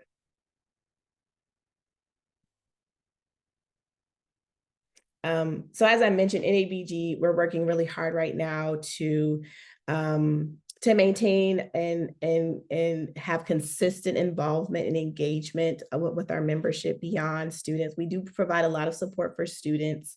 Typically, every single year, we're able to get funding from the National Science Foundation, where we can have our students come for absolutely free. And that's been every single year since I've been a part of the organization. So that was since 2019, and I'm sure probably before that. We have a lot of great allies who work with us, particularly Dr. Steve Boss, a geophysicist at the University of Arkansas, where I attended for my graduate degree. He helps us in writing a grant that allows us to have funding for the conference, and very often, more often than not, full funding for students. So that means that you come for free. Typically, you get a hotel, you get a flight. Usually there's a limit to that. And then also most of your meals are provided for. You might have to pay for a couple of meals here and there. Not only that, there's usually workshops that we hold at the conferences for our students, resume writing, networking. We do some, career counseling for students. So there is an immense amount of resources available for our students. If you're not a student and you want to come as a professional, there's lots of great connections that can be made there. Here in Houston, we're working on getting it going more frequently in some of our other chapters, but here in Houston, we have the Young Professionals Meetup, where we meet for happy hour, or we'll go to a conference, or we'll go to some other sort of conference, or some of the other sort of industry related conference, and we'll meet and catch up and just kind of fellowship together and learn what everybody's working on. Again, if you don't have a job or you're looking for one, sometimes oil and gas, if you're in that field, can be very cyclical. It's a great place to meet people who are in the industry and just figure out what your next steps are going to be. We do virtual career counseling as well for our students. We've had to implement some, and like I'm sure everyone else has, we've implemented a lot of virtual options, particularly since we were in the pandemic. And so one of the great benefits of that is now we have a bit more of a framework for that. So we're able to connect with more people more than just during our yearly conference. So beyond the conference, we're talking to people online. We're helping to set up student chapters where there weren't student chapters at other universities. So it's been a huge benefit to us. We have our holiday party coming up in Houston, where this is a great time when sort of, I would love to hear how what this demographic looks like in other disciplines. But in geoscience, we kind of have this sort of two-headed beast, right? Where you have a lot of people who are in it who are very young, and then people who, would have careers that are more 15, 20 years, very low amount of people. And then we have a huge hump again of people who are older, approaching retirement. And so when we have these holiday parties, and whenever we have these get-togethers, we kind of get to bring everyone together, and you see sort of a lot of older people and a lot of younger people. And again, a lot is relative, right? Because there's not that many of us, but it's just a good opportunity for us to come together and stay engaged as well. We also have field trips. So a big part of being a geologist is going out and looking at the rocks. So field trips are really important to our work.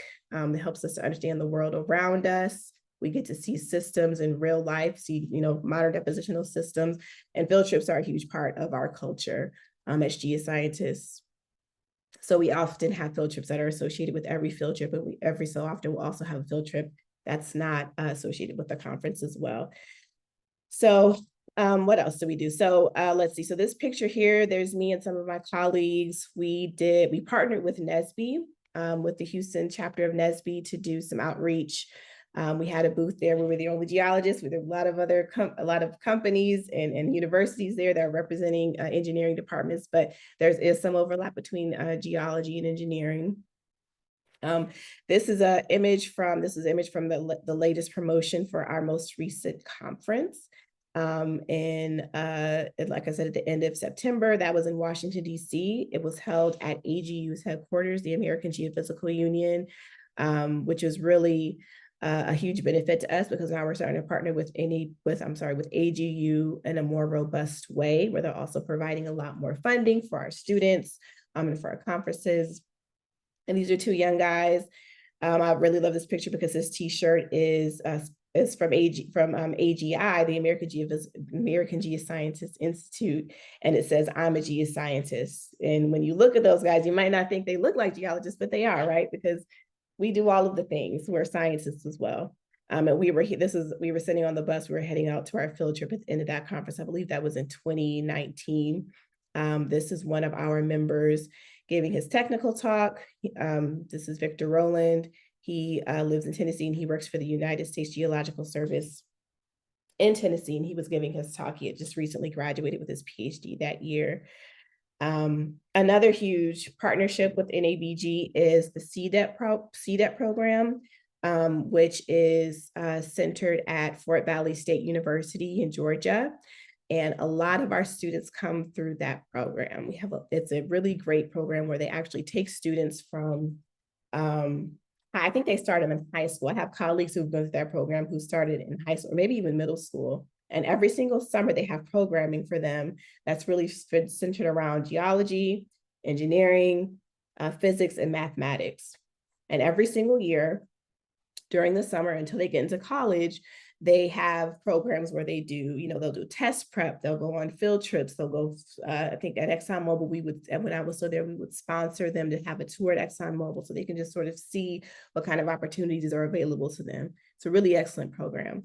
Our current president, Tremont Bazin, came through that program. He was a CDEP student and he works now at Shell.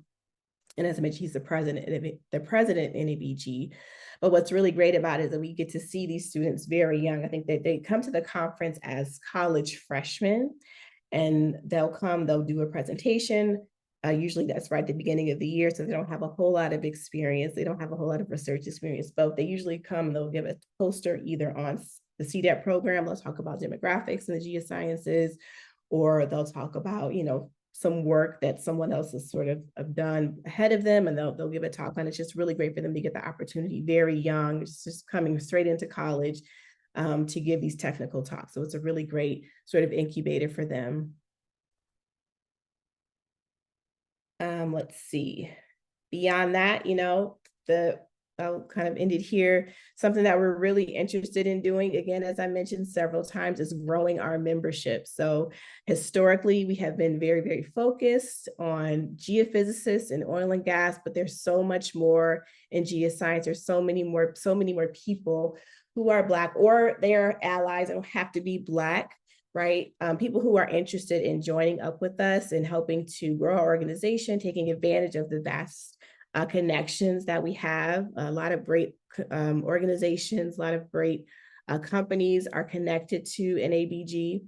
And something that I've always appreciated about it is that you have, huge opportunities that you would get at a larger conference, but it's just a much, much smaller conference at NABG. People are more well-connected. You feel more comfortable. It's just like a family reunion, but with great job connections, great opportunities for research, right?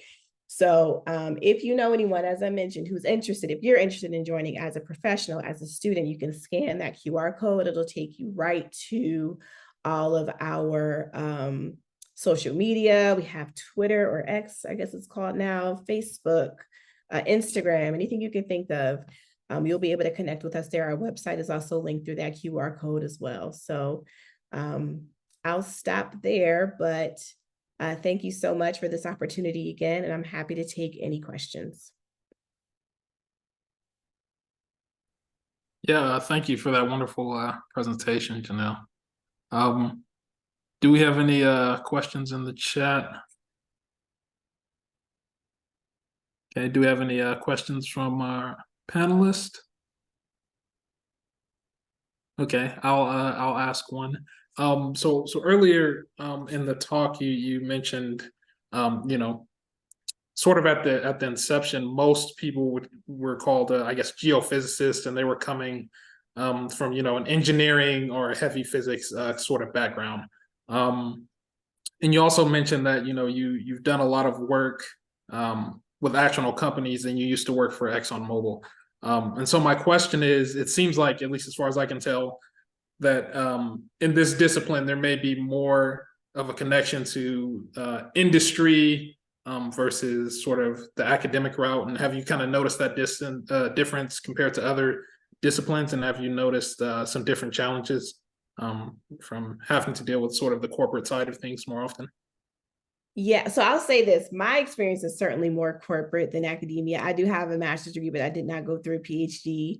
However, there are several people who are in NABG who are PhDs, who are actively, assistant professors. We have lots of people who are in our organization who are definitely more in the academia route. I know this is the academia place, but so I'm just, yeah, that's my experience. But I will say that because we were initially so much oil and gas focused, that definitely, I think, has pigeonholed us a bit. And we had a certain amount, certain leadership in place. They were in place for a very, very long time. And for a long time, our funding came from these big companies, right? So from ExxonMobil, from Shell, from BP, from Chevron. And, there was a feeling like, okay, well, we probably should not shun our oil and gas, benefactors, right? But now, I've been in this role with NABG for about a year and a half. And we're getting, we're younger now. We have a lot more people who were like, I've been hearing for years, and now that I'm in leadership, I can actually do something about it. They're like, well, we're not about oil and gas. I want to go work for Shell and ExxonMobil and the axis of evil, or whatever. People have feelings about oil and gas. Some people are very much wanting to work, for companies that are, would be considered more environmentally friendly. That we have a lot of people who have in the past felt a bit overlooked. And so now I'm really excited that, we're starting to diversify our membership, and we're making partnerships with organizations like AGU, and getting more involved with GSA and different universities that are now having more of a leadership role in the organization. I think it's just kind of opening up those doors for us as an organization. And that's something that we're very, very interested in doing, is broadening our participation from all over. So like I said, even if you're just sort of tangentially associated with geology, if you're atmospheric scientist, if you're marine scientist, if there are people who do air quality, all of that, please come in. Chemists, physicists, all of you, even if you touch it just a tiny bit, there's definitely a place for you here. There's great resources that we have at our disposal. So. Yeah, awesome. So it sounds like now is really the perfect time for someone to join. It seems like it's a bit of maybe a transitional period, perhaps. Absolutely. And I would see people who I would say like, oh, have you ever heard of NABG? And they're like, yeah, that's not really for me. So we're really working hard to change our brand, and to be, to show that we're more open than, just focusing on oil and gas. That's no longer our focus. I mean, certainly oil and gas folks are still welcome, but we're much more than that. And I want everyone to feel like they can be a part. Awesome.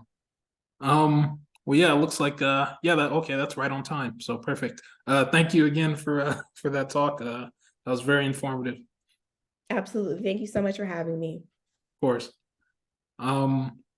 So now we have our final presenter for the webinar series, Elon Price. He's a PhD candidate in physics and also on the student council for the National Society of Black Physicists.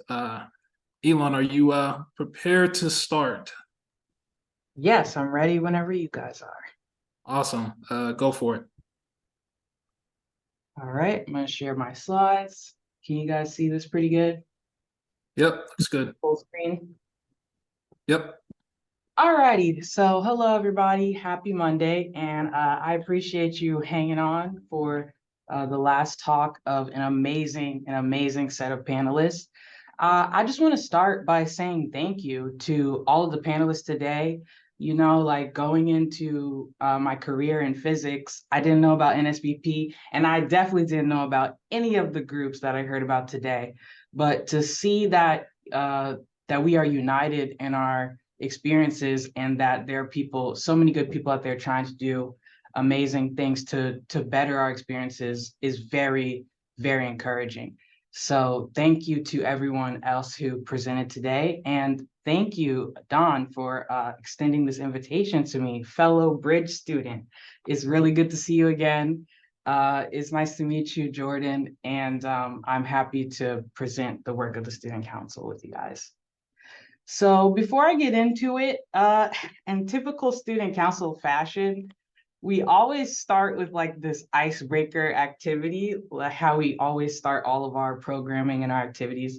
I have this fancy webcam that I just got from my office, so not sure what she's doing. But if you have access to the chat, you can reply to this kind of check-in question.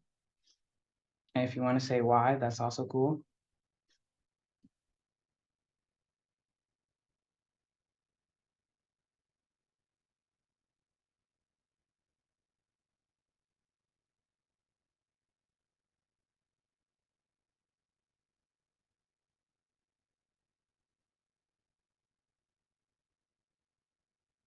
Oh, I see some responses.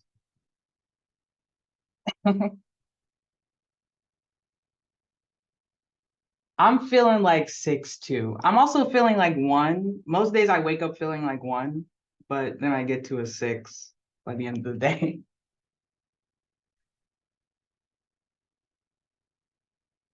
Yeah, the 1, it'd be getting all of us. But anywho, this is usually how we start all of our like member meetings and such. Why am I not focused? We'll just hope that focuses later. All right, so of course, I'd like to give an introduction of myself because you guys may not know me, but I am the student representative for the National Society of Black Physicists currently. I'm actually outgoing in my term. But my background is a lot more than that. It's a mix of a lot of different things that I've bulleted nicely here. And it's all stemmed from my experiences in physics. And coming from a homeschooled background, you can imagine that I had a lot of unique experiences and people had a lot of preconceived notions about me. Let's see if this fixes it. Had a lot of preconceived notions about me and how much physics I actually knew and things about that. And then compounded with that, like I was a woman and I was very like feminine woman. And then compounded with that, like I was Black and I was very, very proud to be Black. I mean, that is like the essence of how I was raised. My parents are extremely pro-Black. And part of the reason that we were homeschooled was because of that fact. I mean, me and my brother were both very, very, very interested in STEM, like from a young age, like less than 10 years old. We always found science things more interesting than anything else. And we also kind of had a weird, like quirks about us. So we didn't really thrive in the public education system. And as it turned out, we didn't thrive in the private education system either. And so because my parents had the opportunity and because of where we lived in North Carolina, homeschooling was a little more normalized. So we were able to get our education this way and matriculate all the way to college. But coming from that background of being very proud of my identity, when I got to my undergrad at North Carolina State, it was like stark contrast. First of all, North Carolina State is a predominantly white institution, PWI, right? So it was definitely like, I kind of knew what I was getting into. And even my parents warned me, they were like, now you did choose physics, okay? So I kind of already knew what was going to go on, but I guess I just didn't expect that the isolation and the discrimination would affect my actual work, which is what I went there for. And so I was like, oh, absolutely not, because I came here to do physics. And so this started to motivate my involvement in these various organizations. And then what really changed is that when I went to the Bridge program, I actually had my first experience with a program that actually fully supported me, and where I received a lot of support and a lot of mentoring that comes from all different levels. You know, there wasn't like this hierarchical thinking. There was this really like holistic view of a person being a person, not just insert part of their identity here. And so I really started to realize, okay, like what I was experiencing in undergrad was actually trash. Like, this is not how physics is supposed to be. Like, this is not how I want it to be. And so I started to realize that there's different things, there's things that I drew from my undergrad experience that were very, very invaluable to my career as a physicist. But then there was things that made me realize, okay, this is what I think, this is how I think physics should be. And this is how I think I can help it. And so it was in 2018 that I got an internship with the American Physical Society in College Park, Maryland. And so at the same time, I started serving on the student council. And so basically I had the support of both the National Society of Black Physicists and the American Institute of Physics backing me. And I really began to see that even though these large organizations have typically been associated with people that don't look like me, they had the support structures and the funding and the infrastructure in place that they would be able to support in a way that would be very, very crucial. And so I understood the meaning of collaboration. I started to understand the meaning of why all these partnerships are so important. And so a little bit into my research, I guess we have to talk about that. I did experimental nuclear physics in undergrad. So when I say like crucial, like my advisor was completely hands-off in undergrad, like no hands. But it allowed me to explore a lot. And that's how I got to be a little brave in my like exploring in the lab and trying out different experimental approaches. And it also got me like to understand spectroscopy, which like deepened my appreciation for astrophysics, which is why I got to physics. And so like I started off with spectroscopy when I got to the bridge program, but I was like, I don't know if I want to keep doing the same thing that I was doing. Like, I kind of want to try something different. And like, I like astrophysics. So through NSBP and my involvement with NSBP was how we eventually started this internship with the Event Horizon Telescope in Harvard. And now it's been 4 years and there've been multiple students, but I was the first student. And basically my mentor, Professor Alexander, was the president of NSBP at the time. And he called me and he basically said, you wanted to do plasma, right? Something with plasma. It's not directly plasma, it's black hole plasma, but like, how do you feel about it? Do you want to do an internship? And I was like, okay, I don't got no other options. So that is kind of how I got into that. And I got so involved into it. And I just love like deriving all the different black hole metrics and everything. I was having such a blast that it eventually became my master's thesis. And I defended my thesis with the very same topic. And now at Auburn, I'm all the way in plasma. I basically combined that experimental experience with my theoretical experience. And I'm actually using my knowledge of computational to use image analysis to track pattern formation that is exhibited in strongly magnetized low temperature plasma. So when I say strongly magnetized, it's about 40,000 times the magnetic field of the Earth. And when I say low temperature, I mean like this is like mostly dominated by neutral collision. So I use argon gas. And it's like, honestly, it could be almost room temperature. Like this is a lower regime of plasma, but really, really interesting results come out of it. So all of this involvement that I have listed here on the right is mainly collaborations with NSBP in an effort to further our impact. So that's kind of how all of these different things came about, is just through me being an active member of the National Society of Black Physicists. So before I get started, this is kind of what I want to talk about today in terms of what has the Student Council been up to. And this is our newest batch of Student Council members. So these are our current members. And in the middle is actually our previous student representative. And next to her is on the, I guess this would be on the left, but she was mentioned earlier for the Black in Astro, Black in Physics. So she's involved in a lot of different things, and she's like my right-hand woman. She's the vice student rep. So first I'm going to be talking about like how the student council even started, because in the beginning, there was only one student rep. So what happened is in 2018, when I was doing that when I was doing the APS internship, I also applied to be a student rep. And it was actually us three in this picture with the top two pictures.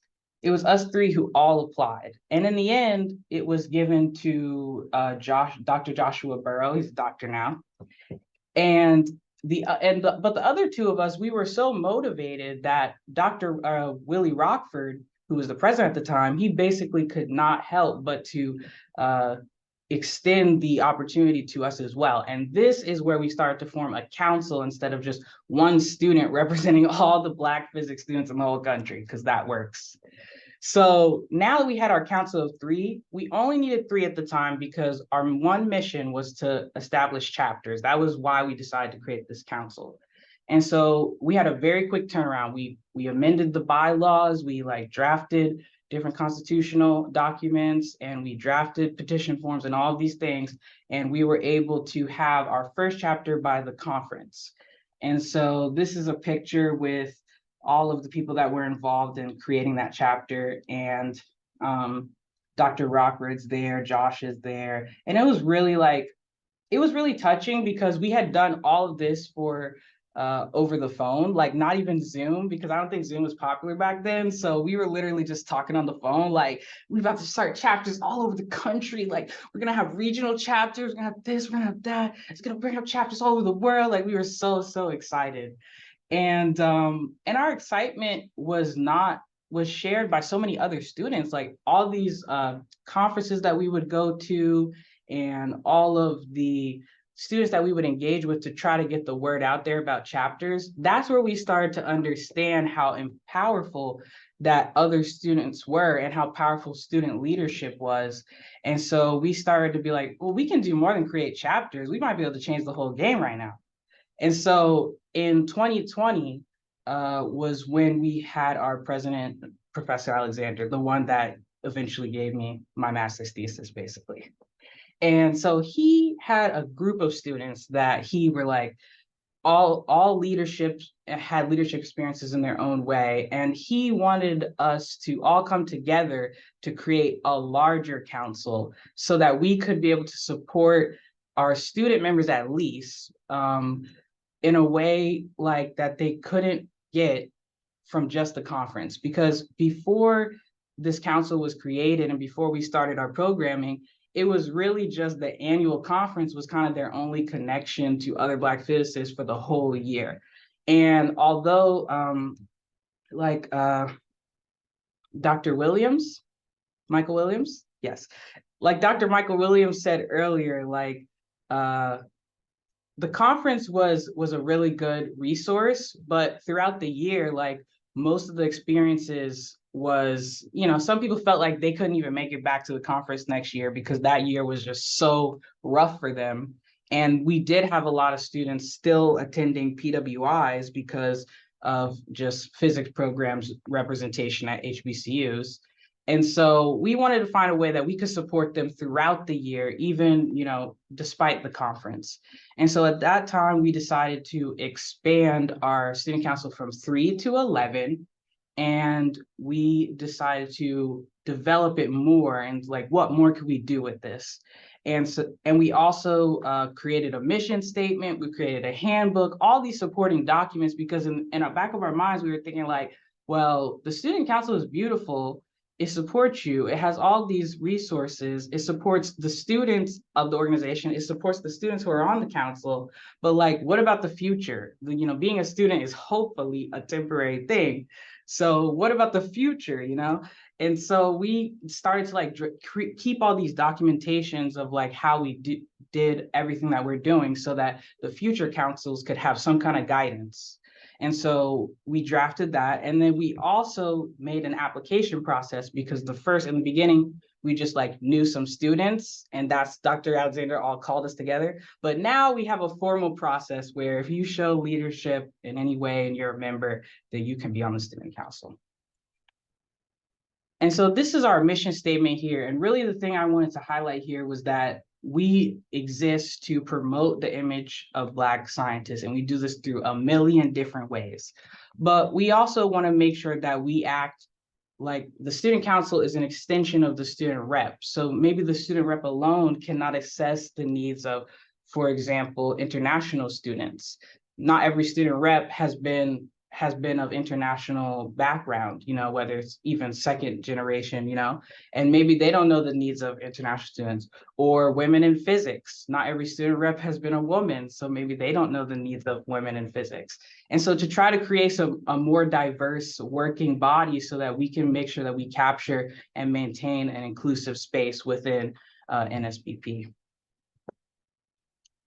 And so what is our expectations? I mean, kind of what you would expect, but really the main one here is to just uphold the integrity of both the council and of the organization. So everything we do, we're a liaison to the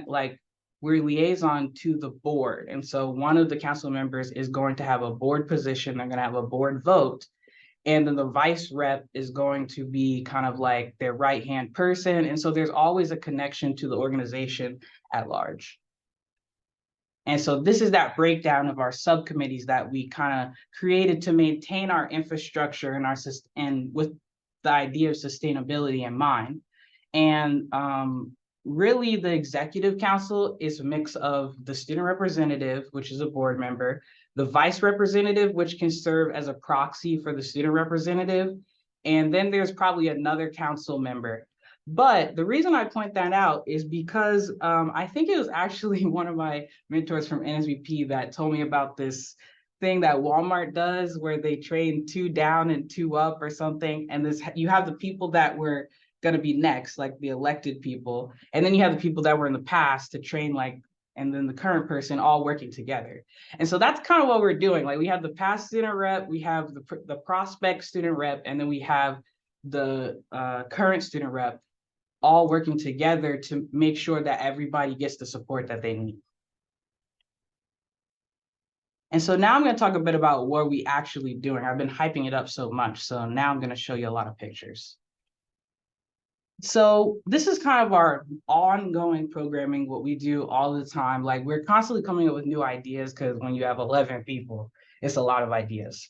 And so we try to maintain some kind of ongoing structure throughout the year leading up to the next conference.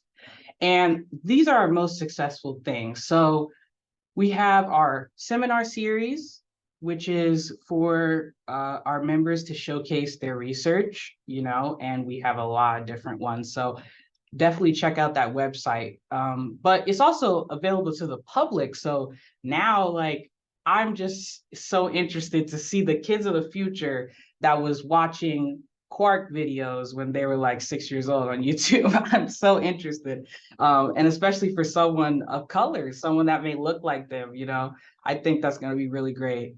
So we have now a database of all kinds of talks from people within the organization. And then we also have this panel that we started. We've only been able to have 2 of them so far, but this middle one was so interesting because it actually turned out that all of our panelists were mentors of each other. So we had 3 generations of mentors, did not plan this, but 3 generations of mentors, and the conversation, go check out the YouTube video if you want to see, it was interesting. And also we have like our monthly membership meetings because we were like, okay, like seminars is cool, but basically, you know, they're webinar style, and we don't use the interactive as much, so not as interactive. And then we have our panel was cool as well, but it was also still sort of like a talk thing. And that's kind of like in STEM, you do a lot of like lecturing, talking, and we try to encourage interaction, like hence my icebreaker at the beginning. So we wanted to also add membership meetings where we would just, even if we just literally set a Zoom link and let's be like, oh, let's just hang out and talk about this stress right now because it's stressful out here in physics. And so we try to have something where we can all connect on a regular basis so that when we see each other, it's not been like 2 years since we see each other, because that's what was happening before. And so also we have to like try to keep connected with the chapters, the student chapters that we currently have. So we try to meet with them on Zoom and be like, what's going on with your chapter? Like, do you need any support from the organization? Like, how are you doing? We're kind of at a really like low number of chapters right now where we can maintain that, but we're going to see in the future when our chapter number increases. So this is just some of the posters that we've had for our Innovate Seminar series. And as you can see from the list, there's like a wide variety of like levels for the talks. So like we literally had Dr. Gates, like a senior person, like the GOAT. And then we had, you know, Professor Alexander, and then we have undergrads. You know, we usually always have like the winner of our oral presentation at the conference. We always have that, and many, many more. So this is a collaboration with UC Santa Barbara, and we recently got the opportunity to visit there. So this has all been through Zoom, like this whole collaboration, everything. And so we finally got to see them like in real life, and it was really nice. They were very welcoming, and they gave us like so many resources and things like that. So that was a very unique opportunity for the Student Council. And then, of course, like I said, we have all kinds of member meetings. Again, these are just some of the various posters that we have. And these member meetings, gosh, let me tell you, because especially during COVID, your girl was not trying to log onto these meetings. Your girl was, everything was online. I just wanted to relax and do something else, you know? But I logged on partly because I was like, you know what? I want to connect with my homies, partly because I had to, because I was student council member. And every time I left, first of all, I stayed overtime. And every time I left, I just felt so much better. I just felt so refreshed. I felt like I connected with people who could really, really relate to my experiences. And when I say relate, I mean like take the words out of my mouth, relate. Like I didn't have to say it, like they would say it, and I'd be like, I experienced that too. And maybe sometimes it's a negative thing, but just by being able to communicate that and have that safe space, it made a world of difference.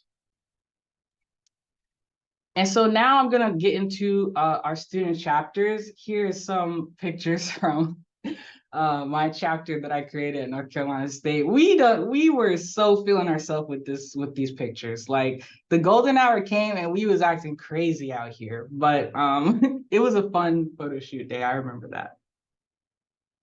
So we currently have 13 active chapters all around the country, mostly concentrated on the East Coast.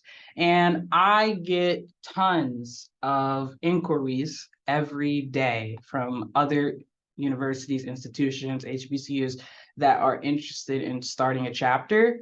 I think the infrastructure needs to be assessed because right now it's really a combination of the board and the students running the chapters because they're manageable. But I think that going forward, we need to assess, because the demand is so high, because NSBP is growing, because, you know, the amount of Black students is increasing in some places, definitely not overall, but in some places.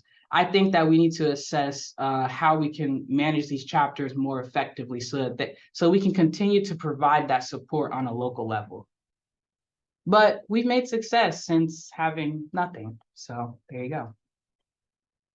And just to highlight one of those chapters specifically, very, very proud of this. This is actually one of our student council members. So this is Alan, and they have been able to accomplish so much in such a short time.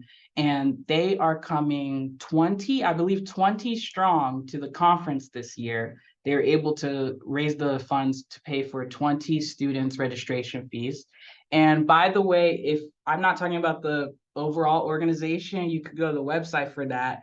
But if you didn't know, the National Society of Black Physicists like fully funds the students to come to the conference. You pay the fee, the registration fee, but you don't pay nothing else. So, and from my experience, the food has always been a priority, so it's always good. And so I'm just really, really proud of the work that Alan has been able to do. And I'm really proud of what I see here when I just look at these pictures. It just means a lot, because just from, you know, drafting like documents and daydreaming about the future of NSBP chapters, and to now to go to their social medias and see all the creative ways that they're trying to bring speakers and support students at middle school and high school students and everything that they do. I'm very proud of it. And specifically Stony Brook is really, really heavily focused on trying to like matriculate students, like get them through the process, not just get them interested, not just get more, but also like retain them through the process, because it's a struggle sometimes. So last, I'm going to talk about our conference that we were able to come up with, because after we started to realize as the years gone on that this was not just an amazing like opportunity to use our leadership to impact the greater organization, but it was also we benefited a lot from it. We got to go places that we never thought we'd go. We got to make partnerships that led to some career achievement, and we got to win awards, and we got to do, and so we just got to log onto the Zoom and be like, my day sucks, like nothing's working in my lab, like literally grad school is trash, I want to quit like right now. So like we had that support system where we didn't anticipate that we would benefit so much as council members. And so we were like, you know what, this can't just be for us. There's so many great student leaders there. And when we released our application, we didn't anticipate it to be so to have to deny people. And, you know, as students, denying students, like, oh gosh, I don't want to deny you. So we kind of started to build this idea over the years of, can we expand this to other student leaders, to students that are already showing great leadership and involvement, and we can kind of help them hone their skills more, kind of like the student council, but you know, in 2.5 days. And so we came up with this idea for a student leadership summit, and we decided very consciously to call it Summit, because we didn't want it to appear as if it was a regular conference, because it's not. And the main like goal of this is that we wanted to make this highly interactive, close-knit, where you can really like fail, but in like a safe space and a brave space. Like we really wanted the summit to be a brave space where you can feel free to try to like express yourself, to try to show your leadership, to try to practice your public speaking skills, but not feel like ashamed because you get it wrong. Like we want you to get it wrong. We want you to be able to work on it here. And so I will say, like, I did not even anticipate how amazing this would be. Like we planned it, but it's one thing when you're going through the planning, another thing when you're like actually doing it. And it was a truly amazing experience. And this whole entire idea was by students for students. So like from the grants, like we have like early career as co-PI on the grants, to like the organizational steering committee, like all the people sitting in the chairs are the steering committee, to like the attendees, students. And we had our mentors there to like kind of be like the adults, but let me tell you, they weren't helping us at all. They were literally, they're like, you got it, like sitting there, like they give us encouragement. That's how they were helping us. And they were there as an emergency, but they really wanted us to show our leadership by being able to do this completely by ourselves. And so we had this is not everybody in the picture, but we had about 75 attendees total. And this was at Optica, hosted by Optica in Washington, D.C. And so that interactiveness I was talking about, actually this picture on the top right, he started off with a totally different workshop idea, but then everybody was falling asleep because it was 8 a.m. So he turned it into an interactive workshop, and it was like so phenomenal, and everybody like remembers that workshop and commented on it in the evaluation. All right. So lastly, I'm going to kind of talk about like where we going, because that's what I'm thinking about a lot anyway, as I transition out of my role as a student representative. So the Student Council really wants to continue this ongoing programming, because I think just having it existing there is is creating like this standard, like not a standard, but kind of like this norm or this constant community that people can access. You know, not everybody has the time to do it, to come to everything, but we do have attendance at every single event. And usually, even to this day, we still get people that come and say they've never seen a Black physicist before, like even in this day and age. And it's crazy. It blows my mind every time, but I try not to, you know, I try to welcome them and make sure they feel like extremely belong, because they do belong. And they really really feel impacted by that. And we also had somebody call in from Nigeria at 3 a.m. That was pretty cool. We also want to spotlight our membership more, because we do have this excellent Innovate seminar series with the Kavli Institute in Santa Barbara.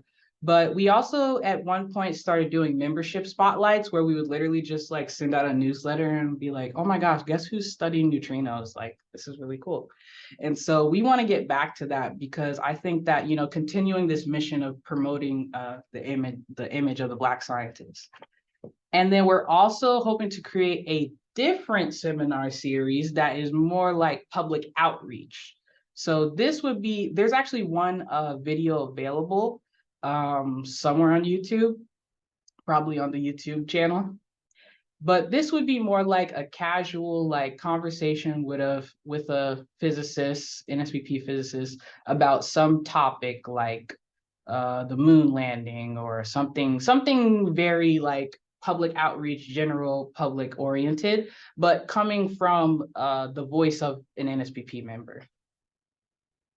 And then lastly, we want to continue to maintain an inclusive space, and to not just maintain it, but advocate for inclusivity within our community, because I think, and the more that I'm seeing being a part of this community for years, you get closer and closer to people, and you start to understand the dynamics of how things go on within an organization, within a group of like a network.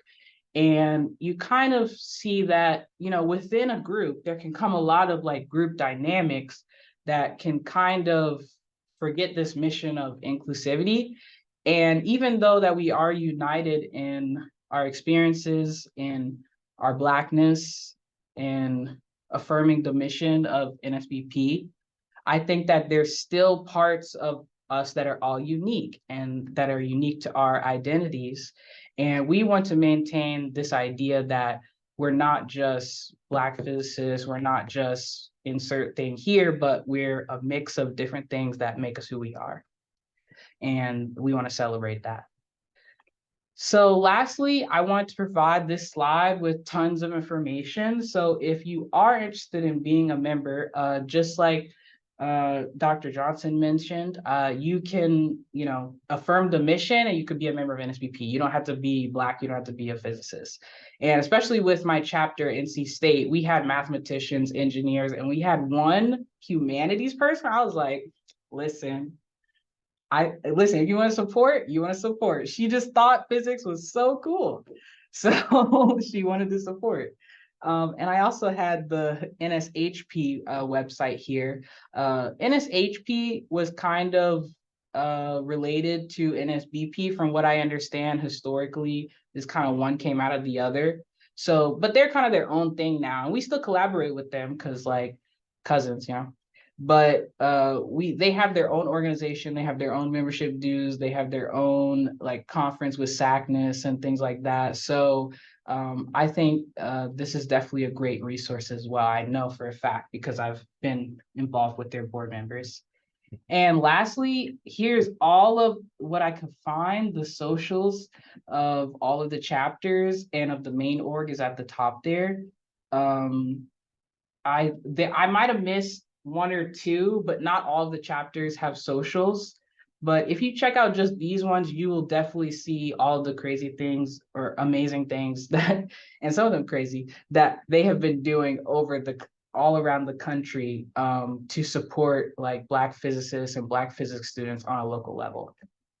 And so with that, that's all I have for today. And thank you guys for listening. I'll take your questions. Thanks, Elon, for that talk. And yeah, it's nice to touch bases with you again after so long from Fisk-Vanderbilt. And so yeah, we did go a little bit over time, but that's the benefit of being last, so you can go over time. So I think it's fine. Are there any questions from the audience? Any questions from the panel? Who's left? Oh, I think just Jordan. Jordan, do you have any questions?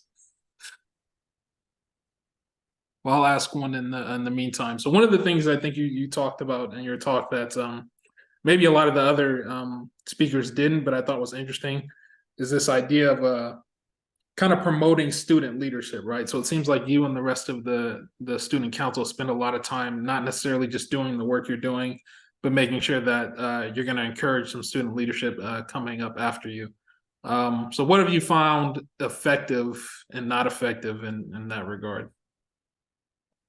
Right. So that's a very good question, because that is kind of goes to why we decided to expand the council, because with the three of us, we realized that like 3 was okay for now, but this is a lot of work for 3 people. And we kind of had this idea, like, what is big enough, but not too big, where the group dynamic started to take over a little too much. Because keep in mind that we are inviting student leaders. So one thing that we experienced when we first expanded is that everybody had to talk, everybody wanted to say something, everybody had an idea, everybody like it was so excited.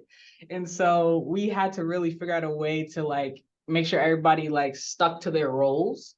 And like, so in the beginning, when you first join, we immediately say, okay, here's the subcommittees. Which one do you find yourself aligning with the most?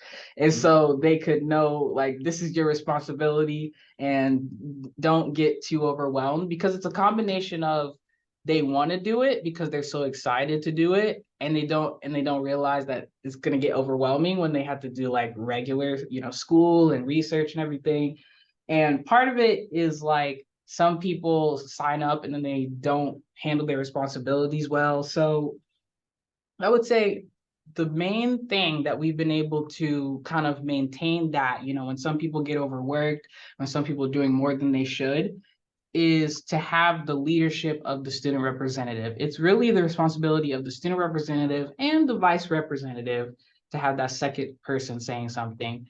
And of course, our mentors on the board, because while we operate like our own body kind of within NSBP, at the end of the day, we have to have everything approved through the board. We have to make sure that our vision is reflected. It is also in line with the board's vision. And so we have a very close connection to them. They're not like our parents or anything, but they call us like our academic children, so we basically look up to them, and they definitely make sure that we are well supported and we're not overworking. And when I say they make sure, like one guy messaged me and was like, stop it, like, you need to focus on your dissertation, we can handle this, and so they are very like student focused, like, do your work first. But they, at the same time, they understand our passion, our commitment, because one thing I did mention is that NSBP is an organization started by students. So kind of the idea of getting back to the roots is kind of what the student council is hoping to do. Excellent. Yeah, thank you. Did you think up a question, Jordan? If not, we can stop there. Okay. Well, yeah. Thanks again, Elon, for making time and coming to share this information. I'm sure people will find it valuable. Also, you're super inspiring. I love listening to you talk. Thank you. I appreciate that. I love talking. So I appreciate when people listen. All right. And I would also, even though I've been meaning to say it for so long, I can't hold it in anymore. I've just been looking at it the whole time. Thank you. Oh, your headset? No. Well, yeah, I would like to thank all the speakers. I know I think everyone's left, but just for the recording, I do appreciate that they made the time to come and do this. And also thanks for the audience members for coming. But with that, I guess I'll go ahead and stop recording. And that will be the end of the webinar series. If you are coming to the Gather Town, that will be in about 20 minutes, and I will see you there. Okay. Thanks again, everyone. Thanks, Dawn. Nice to meet you, Jordan. Take care.